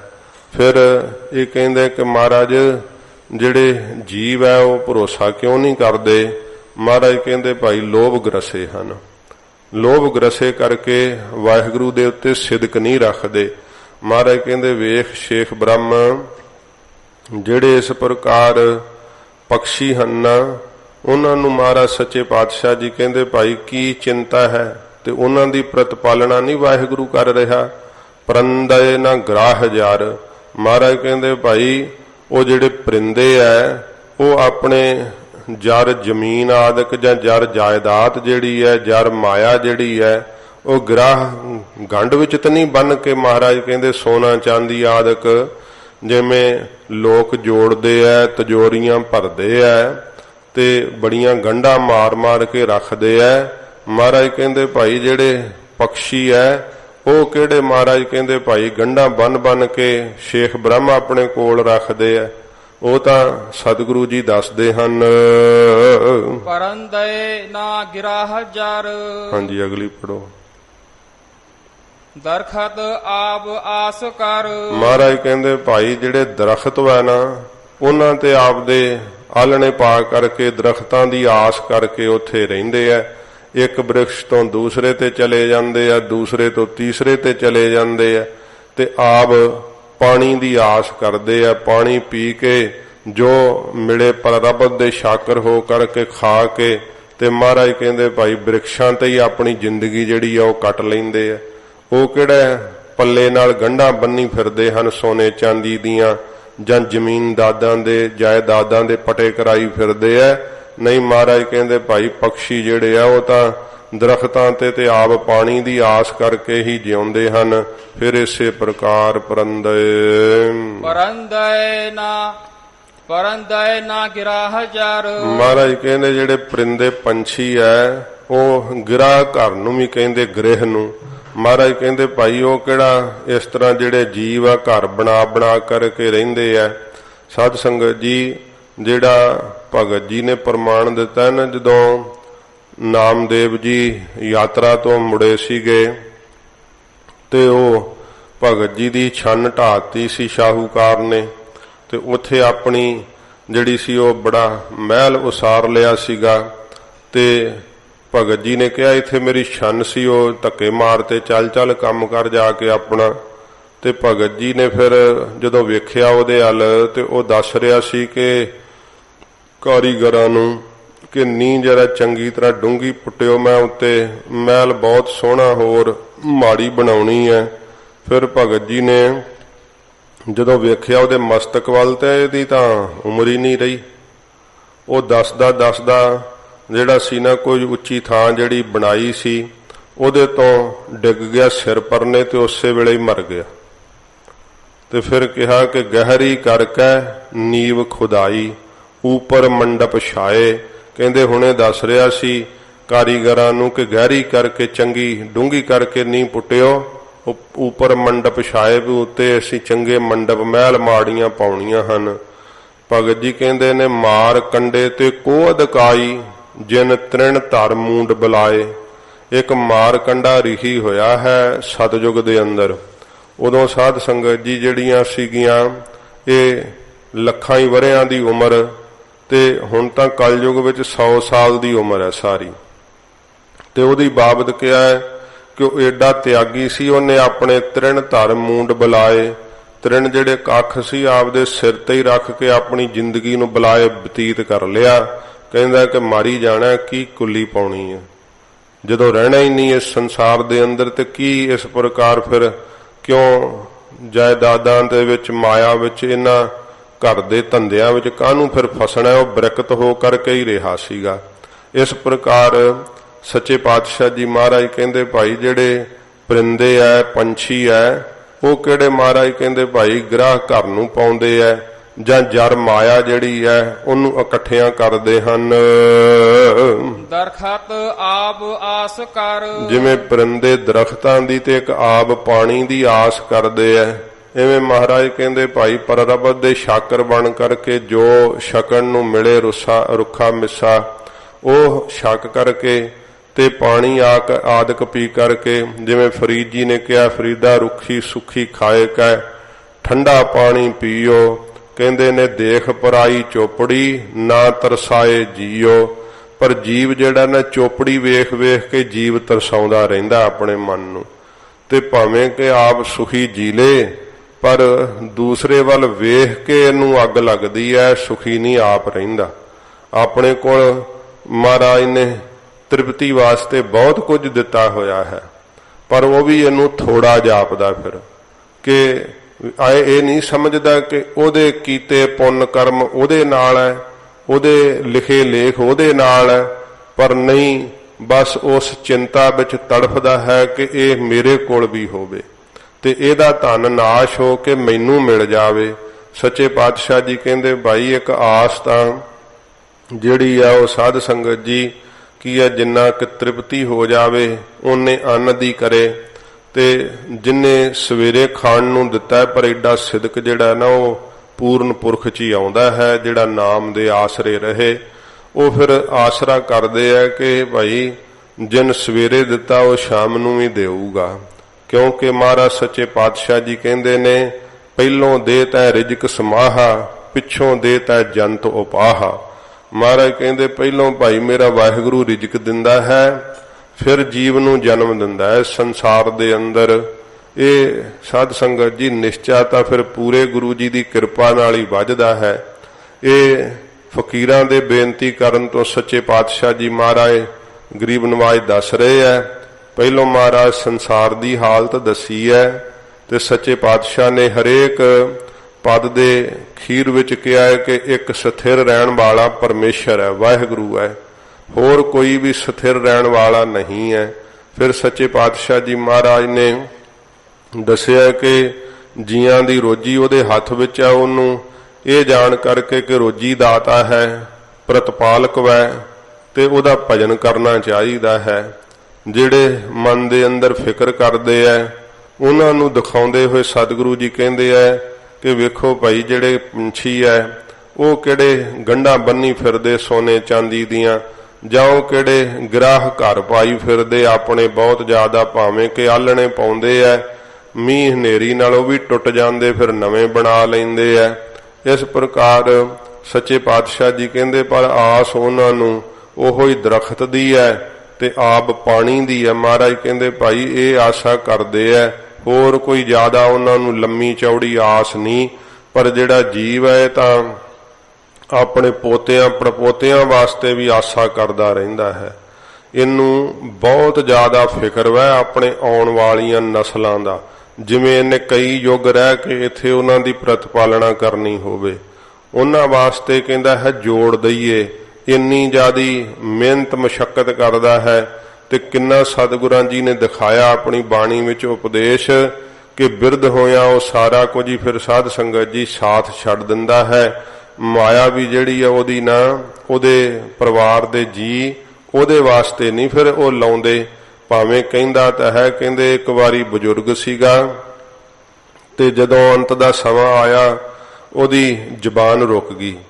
ਜ਼ੁਬਾਨ ਉਹਦੀ ਰੁਕ ਗਈ ਤੇ ਉਹਦੇ ਮਨ 'ਚ ਸੋਚਿਆ ਕਿ ਧਨ ਬੜਾ ਇਕੱਠਾ ਕੀਤਾ ਮਨਾ, ਹੁਣ ਜਿਹੜਾ ਉਹ ਧਨ ਨਾ ਉਹਨੇ ਕੰਧਾਂ ਨੂੰ ਪਾੜ ਕੇ ਕੰਧਾਂ ਵਿੱਚ ਦਬਾਇਆ ਹੋਇਆ ਸੀਗਾ। ਵੇਖੋ ਆਸ ਧਨ ਦੇ ਉੱਤੇ ਰੱਖੀ ਹੋਈ ਸੀ ਨਾ। ਤੇ ਜਦੋਂ ਜ਼ੁਬਾਨ ਚਲੀ ਗਈ ਤੇ ਉਹਦੇ ਮਨ ਦੀ ਇੱਛਾ ਸੀਗੀ ਕਿ ਇਹ ਧਨ ਕੱਢ ਕੇ ਥੋੜਾ ਮੇਰੇ ਪੁੱਤ ਹੁਣ ਦਾਨ ਪੁੰਨ ਕਰਨ ਤੇ ਮੇਰਾ ਪਰਲੋਕ 'ਚ ਭਲਾ ਹੋਵੇ। ਤੇ ਜਦੋਂ ਰਿਸ਼ਤੇਦਾਰ ਪਤਾ ਲੈਣ ਆਉਣ ਤੇ ਮੂੰਹ ਤੋਂ ਤਾਂ ਬੋਲਿਆ ਨਹੀਂ ਸੀ ਜਾਂਦਾ, ਜ਼ੁਬਾਨ ਚਲੀ ਗਈ ਸੀ। ਕੰਧਾਂ ਵੱਲ ਇਸ਼ਾਰੇ ਕਰੇ ਆਪਣੇ ਪੁੱਤਰਾਂ ਨੂੰ ਤੇ ਉਹਦੇ ਜਦੋਂ ਕੱਲਿਆਂ ਨੂੰ ਕਰਦਾ ਸੀ ਤੇ ਅਣਸੁਣੀ ਕਰ ਦਿੰਦੇ ਸੀਗੇ, ਵੇਖਦੇ ਹੀ ਨਹੀਂ ਸੀ ਉਹਦੇ ਵੱਲ। ਫਿਰ ਜਦੋਂ ਕੋਈ ਪਤਾ ਲੈਣ ਆਵੇ ਰਿਸ਼ਤੇਦਾਰ, ਉਹਨਾਂ ਨੂੰ ਕਹੇ ਕਿ ਮੇਰੇ ਪੁੱਤਰਾਂ ਨੂੰ ਕਹੋ, ਕੰਧਾਂ ਵੱਲ ਇਸ਼ਾਰੇ ਕਰ ਕਰਕੇ ਕਹੇ ਕਿ ਇੱਥੋਂ ਧਨ ਪੁੱਟ ਲੈਣ, ਕੱਢ ਲੈਣ ਤੇ ਮੇਰਾ ਕੋਈ ਭਲਾ ਜਿਹੜਾ ਹੈ ਨਾ ਉਹਦੇ ਵਾਸਤੇ ਪੁੰਨਦਾਨ ਕਰਨ।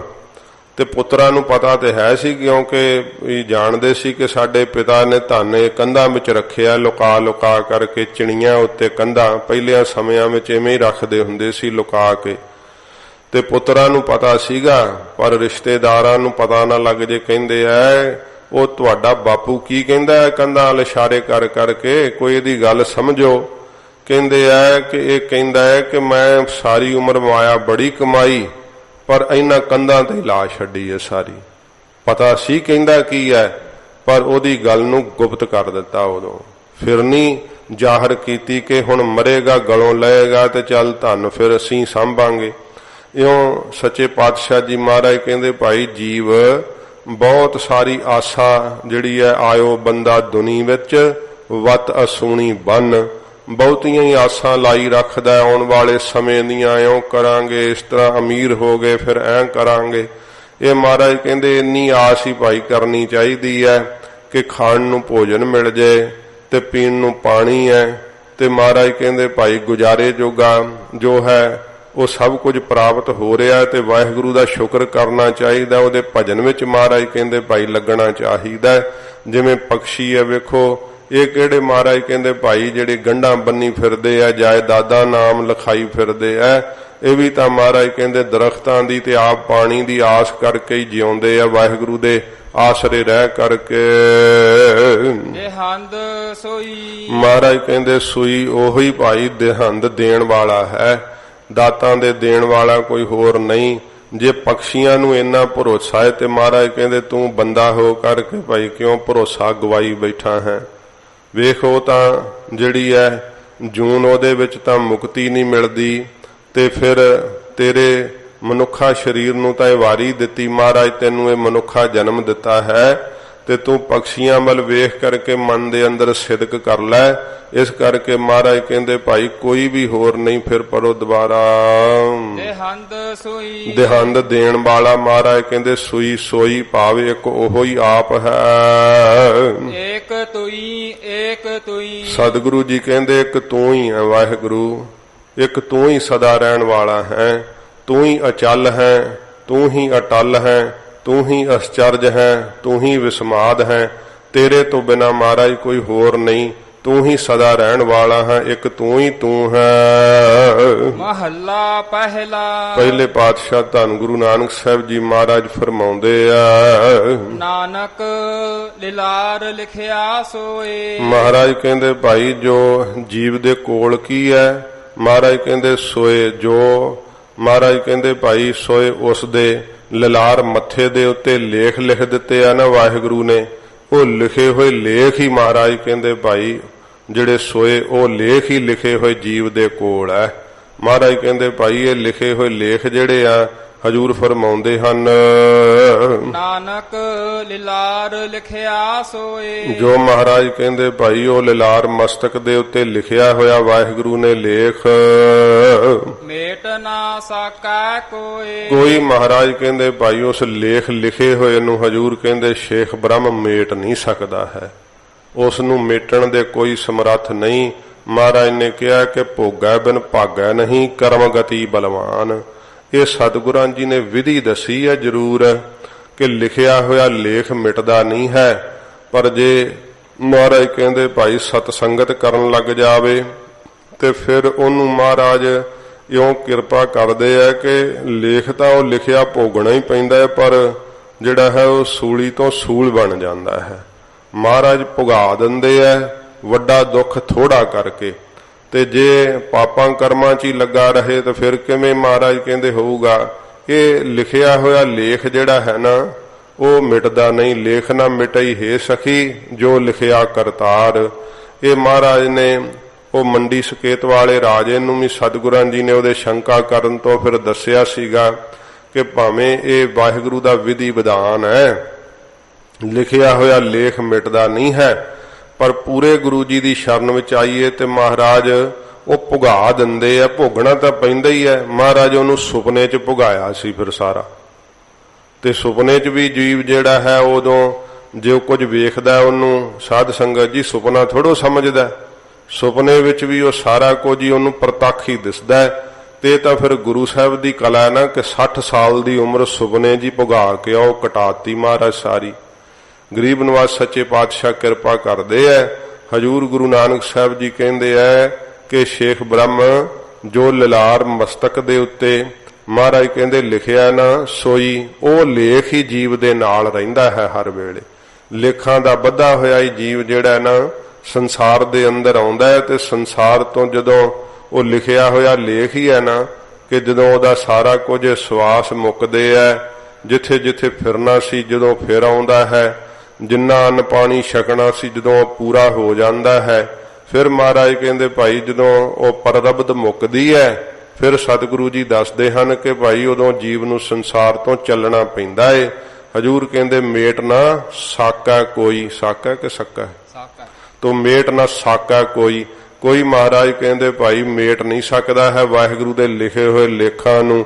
ਕੋਈ ਸਾਧ ਸੰਗਤ ਜੀ ਜਿਹੜਾ ਹੈ ਕਿੱਡਾ ਵੀ ਸਮਰੱਥ ਹੋਵੇ, ਕੋਈ ਦੇਵੀ ਦੇਵਤਾ, ਉਹਨ ਕੀ ਮੇਟਣਾ ਹੈ। ਜਿਹੜੇ ਸਾਧ ਸੰਗਤ ਜੀ ਅਧੂਰਿਆਂ ਦੇ ਲੜ ਲੱਗ ਜਾਂਦੇ ਆ, ਉਹ ਆਪ ਲੇਖਾਂ ਦੇ ਬੱਧੇ ਮਾਰ ਖਾਂਦੇ ਆ, ਉਹ ਕਿਸੇ ਨੂੰ ਕੀ ਸਹਾਈ ਹੋ ਸਕਦੇ ਆ। ਪੂਰੇ ਗੁਰੂ ਸਾਹਿਬ ਜੀ ਹੀ ਕਿਰਪਾ ਕਰਦੇ ਆ ਜੋ ਗਰੀਬ ਨਿਵਾਜ ਸੱਚੇ ਪਾਤਸ਼ਾਹ ਮਸਤਕ ਤੇ ਲੇਖ ਪਾ ਵੀ ਸਕਦੇ ਆ, ਕਿਉਂਕਿ ਸਤਿਗੁਰੂ ਆਪ ਨਿਰੰਕਾਰ ਹਨ। ਜਿਵੇਂ ਚੱਬੇ ਵਾਲੇ ਮਾਈ ਨੇ ਮਹਾਰਾਜ ਤੋਂ ਪਵਾਏ ਸੀ, ਸੱਚੇ ਪਾਤਸ਼ਾਹ ਨੇ ਪੁੱਤਰਾਂ ਦਾ ਲੇਖ ਪਵਾ ਲਿਆ ਸੀ। ਇੱਕ ਪੁੱਤਰ ਮੰਗਦੀ ਸੀ, ਮਹਾਰਾਜ 7 ਦੇ ਦਿੱਤੇ ਸੀ।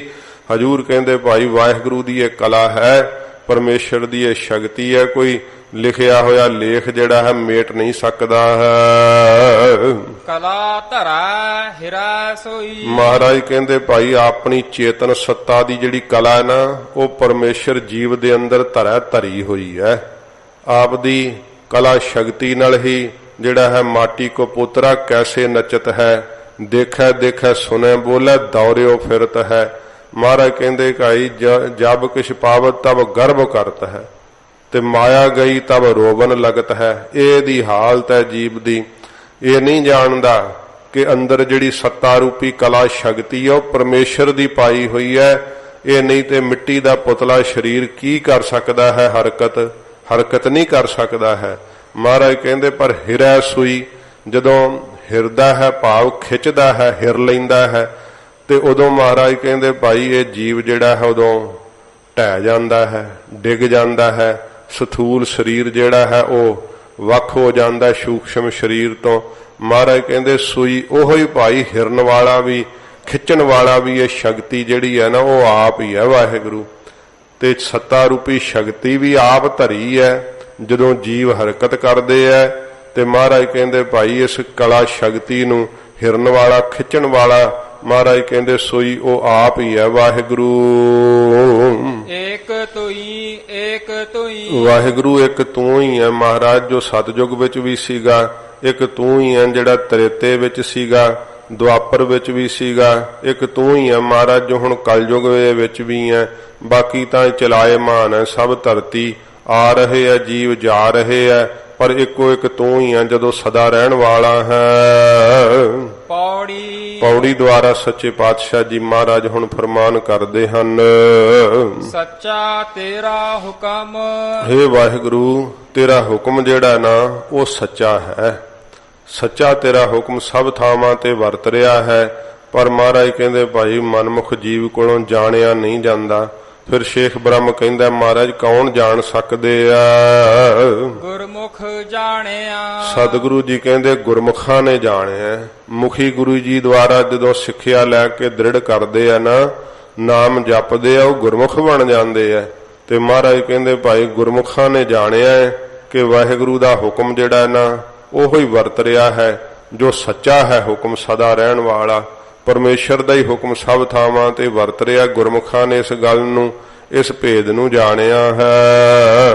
ਗੁਰਮਤੀ ਆਪ ਗਵਾਏ। ਮਹਾਰਾਜ ਕਹਿੰਦੇ ਭਾਈ ਗੁਰੂ ਜੀ ਦੀ ਸਿੱਖਿਆ ਦੁਆਰਾ ਉਹਨਾਂ ਨੇ ਅੰਦਰੋਂ ਆਪਣਾ ਆਪਾ ਭਾਵ ਗਵਾ ਦਿੱਤਾ, ਤਾਂ ਉਹਨਾਂ ਨੂੰ ਹੁਕਮ ਦੀ ਗੇੜ ਜਿਹੜੀ ਆ ਉਹ ਸਮਝ ਲੱਗਦੀ ਹੈ। ਮਹਾਰਾਜ ਕਹਿੰਦੇ ਅੰਦਰੋਂ ਉਹਨਾਂ ਨੇ ਹਉਮੈ ਗਵਾਤੀ, ਹੰਕਾਰ ਗਵਾਤਾ।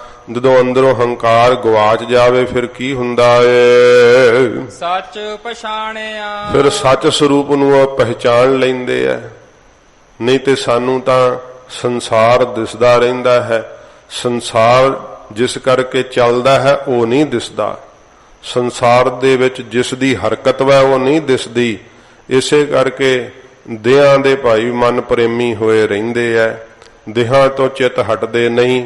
ਸਤਿਗੁਰੂ ਜੀ ਕਹਿੰਦੇ ਨੇ ਕਿ ਸ਼ੇਖ ਬ੍ਰਹਮ ਜਿਨ੍ਹਾਂ ਨੇ ਗੁਰੂ ਜੀ ਦੀ ਸਿੱਖਿਆ ਨੂੰ ਧਾਰਨ ਕੀਤਾ ਨਾ ਤੇ ਕਮਾਉਣਾ ਕੀਤਾ ਹੈ ਗੁਰੂ ਜੀ ਦੇ ਉਪਦੇਸ਼ ਨੂੰ, ਮਹਾਰਾਜ ਕਹਿੰਦੇ ਭਾਈ ਉਹਨਾਂ ਨੂੰ ਇਹ ਗੱਲ ਪਤਾ ਲੱਗਦੀ ਹੈ। ਉਹਨਾਂ ਨੇ ਫਿਰ ਸੱਚ ਨੂੰ ਪਛਾਣ ਲਿਆ ਹੈ ਕਿ ਇੱਕੋ ਇੱਕ ਸੱਚ ਸਰੂਪ ਹੀ ਸਦਾ ਰਹਿਣ ਵਾਲਾ ਹੈ, ਬਾਕੀ ਸਭ ਕੁਝ ਨਾਸ਼ ਹੋ ਜਾਣ ਵਾਲਾ ਏ। ਸੱਚ ਤੇ ਰਾਤ ਦਰਬਾਰ ਸ਼ਬਦ ਨੀਸਾਣਿਆ। ਫਿਰ ਪੜੋ ਦੁਬਾਰਾ। ਸੱਚ ਤੇਰਾ ਦਰਬਾਰ ਸ਼ਬਦ ਨੀਸਾਣਿਆ। ਇਹ ਵਾਹਿਗੁਰੂ ਤੇਰਾ ਦਰਬਾਰ, ਸੱਚਖੰਡ ਦਰਬਾਰ ਜਿਹੜਾ ਨਾ ਉਹ ਸਦਾ ਸੱਚ ਵੈ, ਸਦਾ ਨਿਹਚਲ ਵੈ, ਸਦਾ ਟਿਕੇ ਰਹਿਣ ਵਾਲਾ ਹੈ। ਇਹ ਮਹਾਰਾਜ ਕਹਿੰਦੇ ਭਾਈ ਸ਼ੇਖ ਬ੍ਰਹਮ ਗੁਰੂ ਜੀ ਦੇ ਸ਼ਬਦ ਦੁਆਰਾ ਨਿਸ਼ਾਨਿਆਂ ਪ੍ਰਗਟ ਹੁੰਦਾ ਹੈ। ਗੁਰੂ ਜੀ ਜਦੋਂ ਆਪ ਦੇ ਸ਼ਬਦ ਦੀ ਦਾਤ ਦਿੰਦੇ ਆ ਨਾ ਤੇ ਮਹਾਰਾਜ ਕਹਿੰਦੇ ਭਾਈ ਸ਼ਬਦ ਦੁਆਰਾ ਹੀ ਜਿਹੜਾ ਹੈ ਇਹ ਪ੍ਰਗਟ ਹੋ ਜਾਂਦੀ ਹੈ ਕਿ ਜਿਹੜਾ ਨਿਰੰਕਾਰ ਹੈ ਉਹ ਹੀ ਸਦਾ ਰਹਿਣ ਵਾਲਾ ਹੈ। ਪਰਮੇਸ਼ਰ ਦਾ ਜਿਹੜਾ ਸੱਚਖੰਡ ਦਰਬਾਰ ਹੈ ਇਹ ਮਹਾਰਾਜ ਕਹਿੰਦੇ ਭਾਈ ਸਦਾ ਸਲਾਮਤ ਹੈ।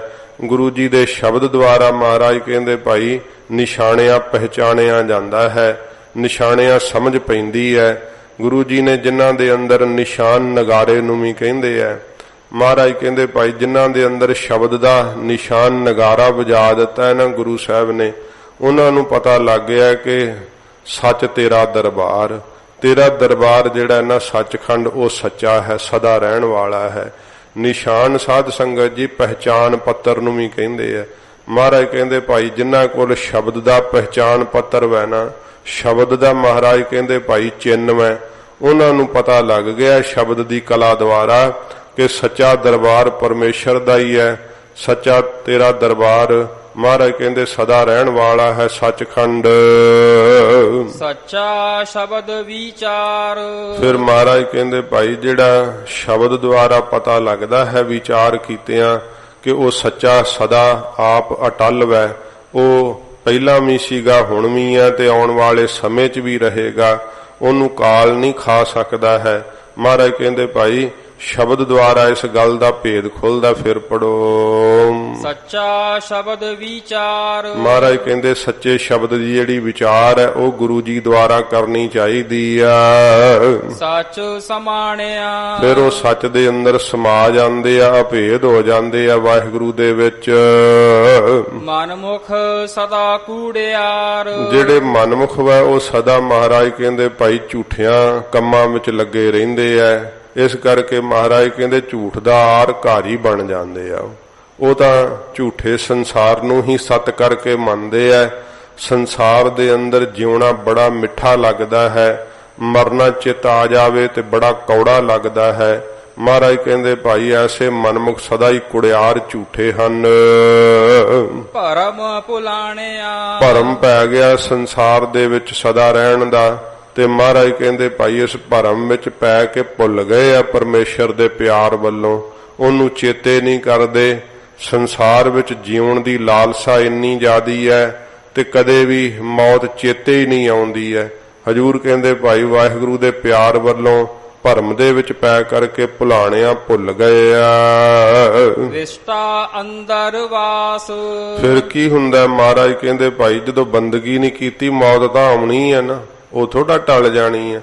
ਮੌਤ ਤਾਂ ਆਏਗੀ ਨਾ। ਮੀਚ ਬਲਈਆ ਖਈ ਹੈ ਰੇ, ਉਹ ਤਾਂ ਮੌਤ ਰੂਪੀ ਬਿੱਲੀ ਜਿਹੜੀ ਹੈ ਨਾ, ਮਾਨਸ ਬੱਪਰਾ ਮੂਸਾ ਕੀਨੋ, ਇਹ ਤਾਂ ਵਾਹਿਗੁਰੂ ਦਾ ਵਿਧੀ ਵਿਧਾਨ ਹੈ ਕਿ ਮਨੁੱਖ ਜਿਹੜਾ ਹੈ ਉਹਨੂੰ ਚੂਹੇ ਦੀ ਨਿਆਈ ਬਣਾਇਆ, ਕਿਉਂਕਿ ਬਿੱਲੀ ਚੂਹੇ ਖਾ ਜਾਂਦੀ ਹੈ। ਇਸ ਕਰਕੇ ਮੌਤ ਰੂਪੀ ਜਿਹੜੀ ਬਿੱਲੀ ਹੈ ਨਾ ਉਹ ਖਾ ਜਾਵੇਗੀ। ਜਿਵੇਂ ਮਹਾਰਾਜ ਕਿਹਾ ਕਿ ਰੇ ਮਨ ਮੂਸ ਬਿਲਾ ਮਹਿ ਗਰਬਤ, ਹੇ ਮਨ ਰੂਪੀ ਚੂਹੇ ਤੂੰ ਸਰੀਰ ਰੂਪੀ ਖੱਡ ਵਿੱਚ ਵੜ ਕਰਕੇ ਬਹੁਤ ਜ਼ਿਆਦਾ ਹੰਕਾਰ ਕਰ ਰਿਹਾ ਹੈ। ਫਿਰ ਹੰਕਾਰ ਵੀ ਇੰਨਾ ਕਿ ਏਦਾਂ ਗੱਭ ਆਕਾਸ਼ ਨਾ ਮਾਵਤ, ਆਕਾਸ਼ ਤੱਕ ਨਹੀਂ ਮਿਆਉਂਦਾ। ਤੇ ਸਰੀਰ ਦੀ ਹਾਲਤ ਵੇਖ ਕੀ ਹੈ? ਬਿਸ਼ਟਾ ਅਸਤ ਕ੍ਰਿਮ ਉਦਰ ਭਰਿਓ ਹੈ। ਤੇਰੇ ਸਰੀਰ ਦੇ ਅੰਦਰ ਹੱਡੀਆਂ ਨੇ, ਚੰਮ ਹੈ ਤੇ ਵਿਸ਼ਟਾ ਦੇ ਨਾਲ ਮਹਾਰਾਜ ਕਹਿੰਦੇ ਭਰਿਆ ਹੋਇਆ ਹੈ। ਸਰੀਰ ਦੀ ਹਾਲਤ ਕੀ ਹੈ? ਸਤਿਗੁਰੂ ਜੀ ਗਰੀਬ ਨਵਾਜ ਦੱਸਦੇ ਆ, ਫਿਰ ਵੀ ਜੀਵ ਨੂੰ ਸਮਝ ਨਹੀਂ ਪੈਂਦੀ। ਫਿਰ ਪੜੋ ਵਿਸ਼ਟਾ ਅੰਦਰ ਵਾਸ। ਮਹਾਰਾਜ ਕਹਿੰਦੇ ਭਾਈ ਫਿਰ ਕੀ ਹੁੰਦਾ? ਜਦੋਂ ਬੰਦਗੀ ਨਹੀਂ ਕਰਦੇ, ਭਜਨ ਨਹੀਂ ਕਰਦੇ, ਸੰਸਾਰ ਦਾ ਮੋਹ ਛੁੱਟਦਾ ਨਹੀਂ, ਤੇ ਫਿਰ ਹਜੂਰ ਕਹਿੰਦੇ ਨਰਕਾਂ ਰੂਪੀ ਵਿਸ਼ਟਾ ਵਿੱਚ ਵਾਸ ਕੀਤਾ ਜਾਂਦਾ ਏ। ਸਾਧ ਨਾ ਜਾਣਿਆ। ਉਹਨਾਂ ਨੇ ਸਾਧ ਸਵਾਦ ਹੀ ਨਹੀਂ ਜਾਣਿਆ ਵਾਹਿਗੁਰੂ ਦੇ ਨਾਮ ਦਾ। ਸੱਚੇ ਪਾਤਸ਼ਾਹ ਜੀ ਕਹਿੰਦੇ ਇੱਥੇ ਵੀ ਭਾਈ ਵਿਸ਼ਿਆਂ ਵਿਕਾਰਾਂ ਰੂਪੀ ਵਿਸ਼ਟਾ 'ਚ ਹੀ ਵਾਸ ਉਹਨਾਂ ਦਾ ਹੁੰਦਾ ਹੈ, ਕਿਉਂਕਿ ਉਹਨਾਂ ਨੇ ਸਾਧ ਸਵਾਦ ਜਾਣਿਆ ਹੀ ਨਹੀਂ ਅੰਮ੍ਰਿਤ ਵੇਲੇ ਉੱਠ ਕਰਕੇ ਭਜਨ ਕਰਨ ਦਾ। ਜਿਹੜੇ ਗੁਰਮੁਖ ਹੈ ਉਹਨਾਂ ਨੇ ਇਸ ਸਵਾਦ ਨੂੰ ਜਾਣਿਆ ਹੈ। ਜਦੋਂ ਸਾਧ ਸੰਗਤ ਜੀ ਆਨੰਦ ਆਵੇ ਨਾ ਤੇ ਮਨੁੱਖ ਆਪਣੇ ਆਨੰਦ ਵਾਲੇ ਸਮੇਂ ਨੂੰ ਸਦਾ ਚੇਤੇ ਰੱਖਦਾ। ਬੜੀ ਬੇਸਬਰੀ ਨਾਲ ਗੁਰਮੁਖ ਅੰਮ੍ਰਿਤ ਵੇਲੇ ਦੇ ਨਿਯਮ ਨੂੰ ਉਡੀਕਦੇ ਆ ਕਿ ਕਦੋਂ ਫਿਰ ਅੰਮ੍ਰਿਤ ਵੇਲਾ ਆਉਣਾ। ਤੇ ਭਾਈ ਜਦੋਂ ਸਾਰੇ ਲੋਕ ਸੁੱਤੇ ਹੋਣਗੇ, ਇਕਾਂਤ ਹੋਵੇਗੀ, ਵਾਹਿਗੁਰੂ ਦੇ ਨਾਲ ਜੁੜਾਂਗੇ, ਪਰਮੇਸ਼ਰ ਦੇ ਭਜਨ ਵਿੱਚ ਇੱਕਮਿਕ ਹੋਵਾਂਗੇ, ਕਿਉਂਕਿ ਉਹਨਾਂ ਨੇ ਇਸ ਸਵਾਦ ਨੂੰ ਜਾਣ ਲਿਆ ਹੈ। ਨਾ ਤਾਂ ਇਹ ਸਵਾਦ ਖਾਣ ਨਾਲ ਪਦਾਰਥਾਂ ਦੇ ਉਹਨਾਂ ਨੂੰ ਪਤਾ ਆਉਂਦਾ ਹੈ, ਨਾ ਸੰਸਾਰ ਨੂੰ ਆਪਣੇ ਕੁਝ ਦਿਖਾਵੇ ਕਰਕੇ ਪਹਿਰਨ ਕਰਕੇ ਆਉਂਦਾ ਹੈ। ਇਸ ਕਰਕੇ ਹੀ ਉਹਨਾਂ ਦਾ ਜੀਵਨ ਬੜਾ ਹੀ ਸਾਦਗੀ ਵਾਲਾ ਤੇ ਉੱਚਾ ਸੁੱਚਾ ਹੋ ਜਾਂਦਾ ਹੈ, ਕਿਉਂਕਿ ਉਹ ਦਿਖਾਵੇ ਵਾਲਾ ਜੀਵਨ ਹੀ ਤਿਆਗ ਦਿੰਦੇ। ਉਹਨਾਂ ਨੂੰ ਤਾਂ ਸਵਾਦ ਆ ਜਾਂਦਾ ਹੈ ਪਰਮੇਸ਼ਰ ਦੇ ਰਸ ਦਾ। ਦਿਨੇ ਵੀ ਵਿਹਾਰ ਕਰਦੇ ਆ, ਇਧਰੋਂ ਉਧਰੋਂ ਜਿਹੜਾ ਹੈ ਗੱਲਾਂ ਬਾਤਾਂ ਚੋਂ ਆਪਣੇ ਆਪ ਨੂੰ ਬਚਾ ਕਰਕੇ ਭਜਨ ਦੇ ਵਿੱਚ ਸਮਾਂ ਲਾਉਂਦੇ ਆ।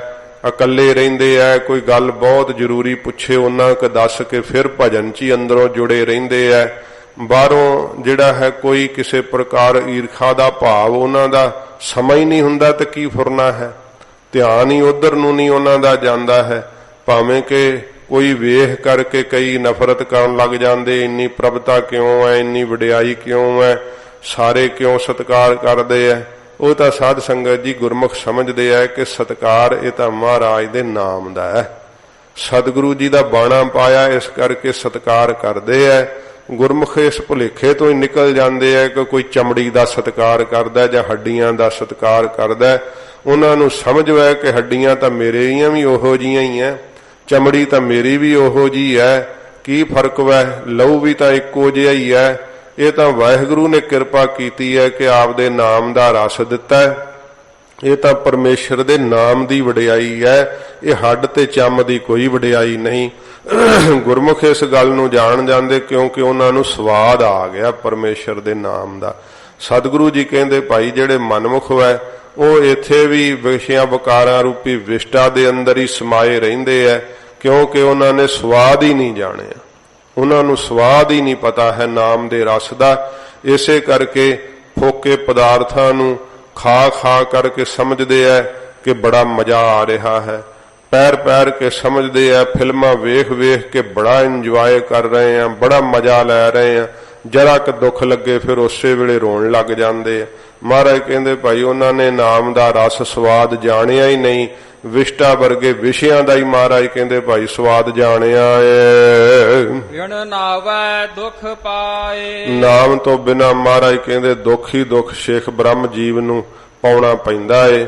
ਪਹਿਲੋਂ ਵੀ ਪਾਉਂਦੇ ਸੀ ਨਾਮ ਤੋਂ ਸਖਣੇ ਲੋਕ, ਹੁਣ ਪਾਉਂਦੇ ਐ ਆਉਣ ਵਾਲੇ ਸਮੇਂ 'ਚ ਵੀ ਮਹਾਰਾਜ ਕਹਿੰਦੇ ਭਾਈ ਬਿਨ ਨਾਵੈ ਦੁੱਖ ਲੱਗੈ। ਨਾਮ ਤੋਂ ਬਿਨਾ ਦੁੱਖ ਹੀ ਦੁੱਖ ਮਹਾਰਾਜ ਕਹਿੰਦੇ ਲੱਗਦਾ ਹੈ। ਦੁੱਖ ਹੀ ਪਾਉਂਦੇ ਹਨ ਜੀਵ ਨਾਮ ਤੋਂ ਸਖਣੇ। ਆਵਣ ਜਾਣਿਆ ਉਹਨਾਂ ਨੇ ਮਹਾਰਾਜ ਕਹਿੰਦੇ ਭਾਈ ਸੰਸਾਰ ਦੇ ਅੰਦਰ ਜਨਮ ਲੈ ਲੈ ਕਰਕੇ ਆਉਣਾ ਪੈਂਦਾ ਹੈ ਤੇ ਮਰ ਮਰ ਕੇ ਇਥੋਂ ਜਾਣਾ ਪੈਂਦਾ ਹੈ। ਇਹ ਮਹਾਰਾਜ ਕਹਿੰਦੇ ਆਵਣ ਜਾਣਿਆ। ਆਉਣਾ ਤੇ ਜਾਣਾ ਉਹਨਾਂ ਦੇ ਸਤਿਗੁਰੂ ਜੀ ਕਹਿੰਦੇ ਭਾਈ ਗਲੋਂ ਨਹੀਂ ਲੈਂਦਾ। ਆਉਂਦੇ ਤੇ ਜਾਂਦੇ ਰਹਿੰਦੇ ਐ, ਜੰਮਦੇ ਐ, ਜੰਮ ਕੇ ਫਿਰ ਮਹਾਰਾਜ ਕਹਿੰਦੇ ਭਾਈ ਮਰਦੇ ਐ। ਮੌਤ ਦੇ ਮਾਰੇ ਹੋਏ ਕਿਸੇ ਵੀ ਜੂਨ ਵਿੱਚ ਮਹਾਰਾਜ ਕਹਿੰਦੇ ਸਥਿਰ ਨਹੀਂ ਭਾਈ ਰਹਿ ਸਕਦੇ। ਨਾਨਕ ਪਾਰਖ ਆਪ।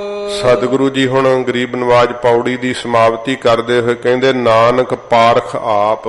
ਮਹਾਰਾਜ ਕਹਿੰਦੇ ਭਾਈ ਪਾਰਖੂ ਪਰਖਣ ਵਾਲਾ ਮੇਰਾ ਵਾਹਿਗੁਰੂ ਆਪ ਹੈ, ਜਿਹੜਾ ਕੋਈ ਨਹੀਂ ਨਿਰਣਾ ਕਰਕੇ ਕਹਿ ਸਕਦਾ।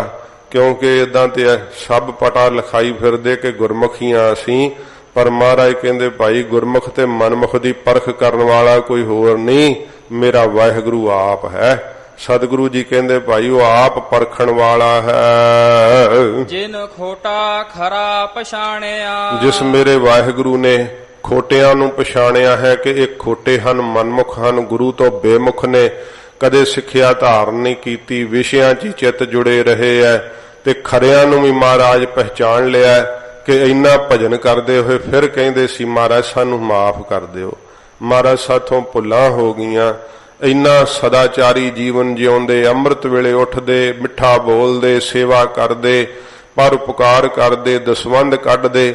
ਫਿਰ ਸੱਚੇ ਪਾਤਸ਼ਾਹ ਜੀ ਮਹਾਰਾਜ ਨੂੰ ਕਹਿੰਦੇ ਮਹਾਰਾਜ ਮੈਂ ਗੁਨਾਹਾਂ ਦਾ ਭਰਿਆ ਹੋਇਆ, ਔਗੁਣਾਂ ਦਾ ਭਰਿਆ ਹੋਇਆ, ਮੈਨੂੰ ਬਖਸ਼ ਲਿਓ। ਇਹ ਮਹਾਰਾਜ ਨੇ ਵੇਖ ਲਿਆ, ਕਿਉਂਕਿ ਪਰਖਣ ਵਾਲੇ ਵਾਹਿਗੁਰੂ ਆਪ ਹੈ ਨਾ, ਉਹਨਾਂ ਨੂੰ ਮਹਾਰਾਜ ਸੱਚੇ ਪਾਤਸ਼ਾਹ ਵੇਖ ਲੈਂਦੇ ਐ, ਖਰੇ ਹਨ ਉਹ।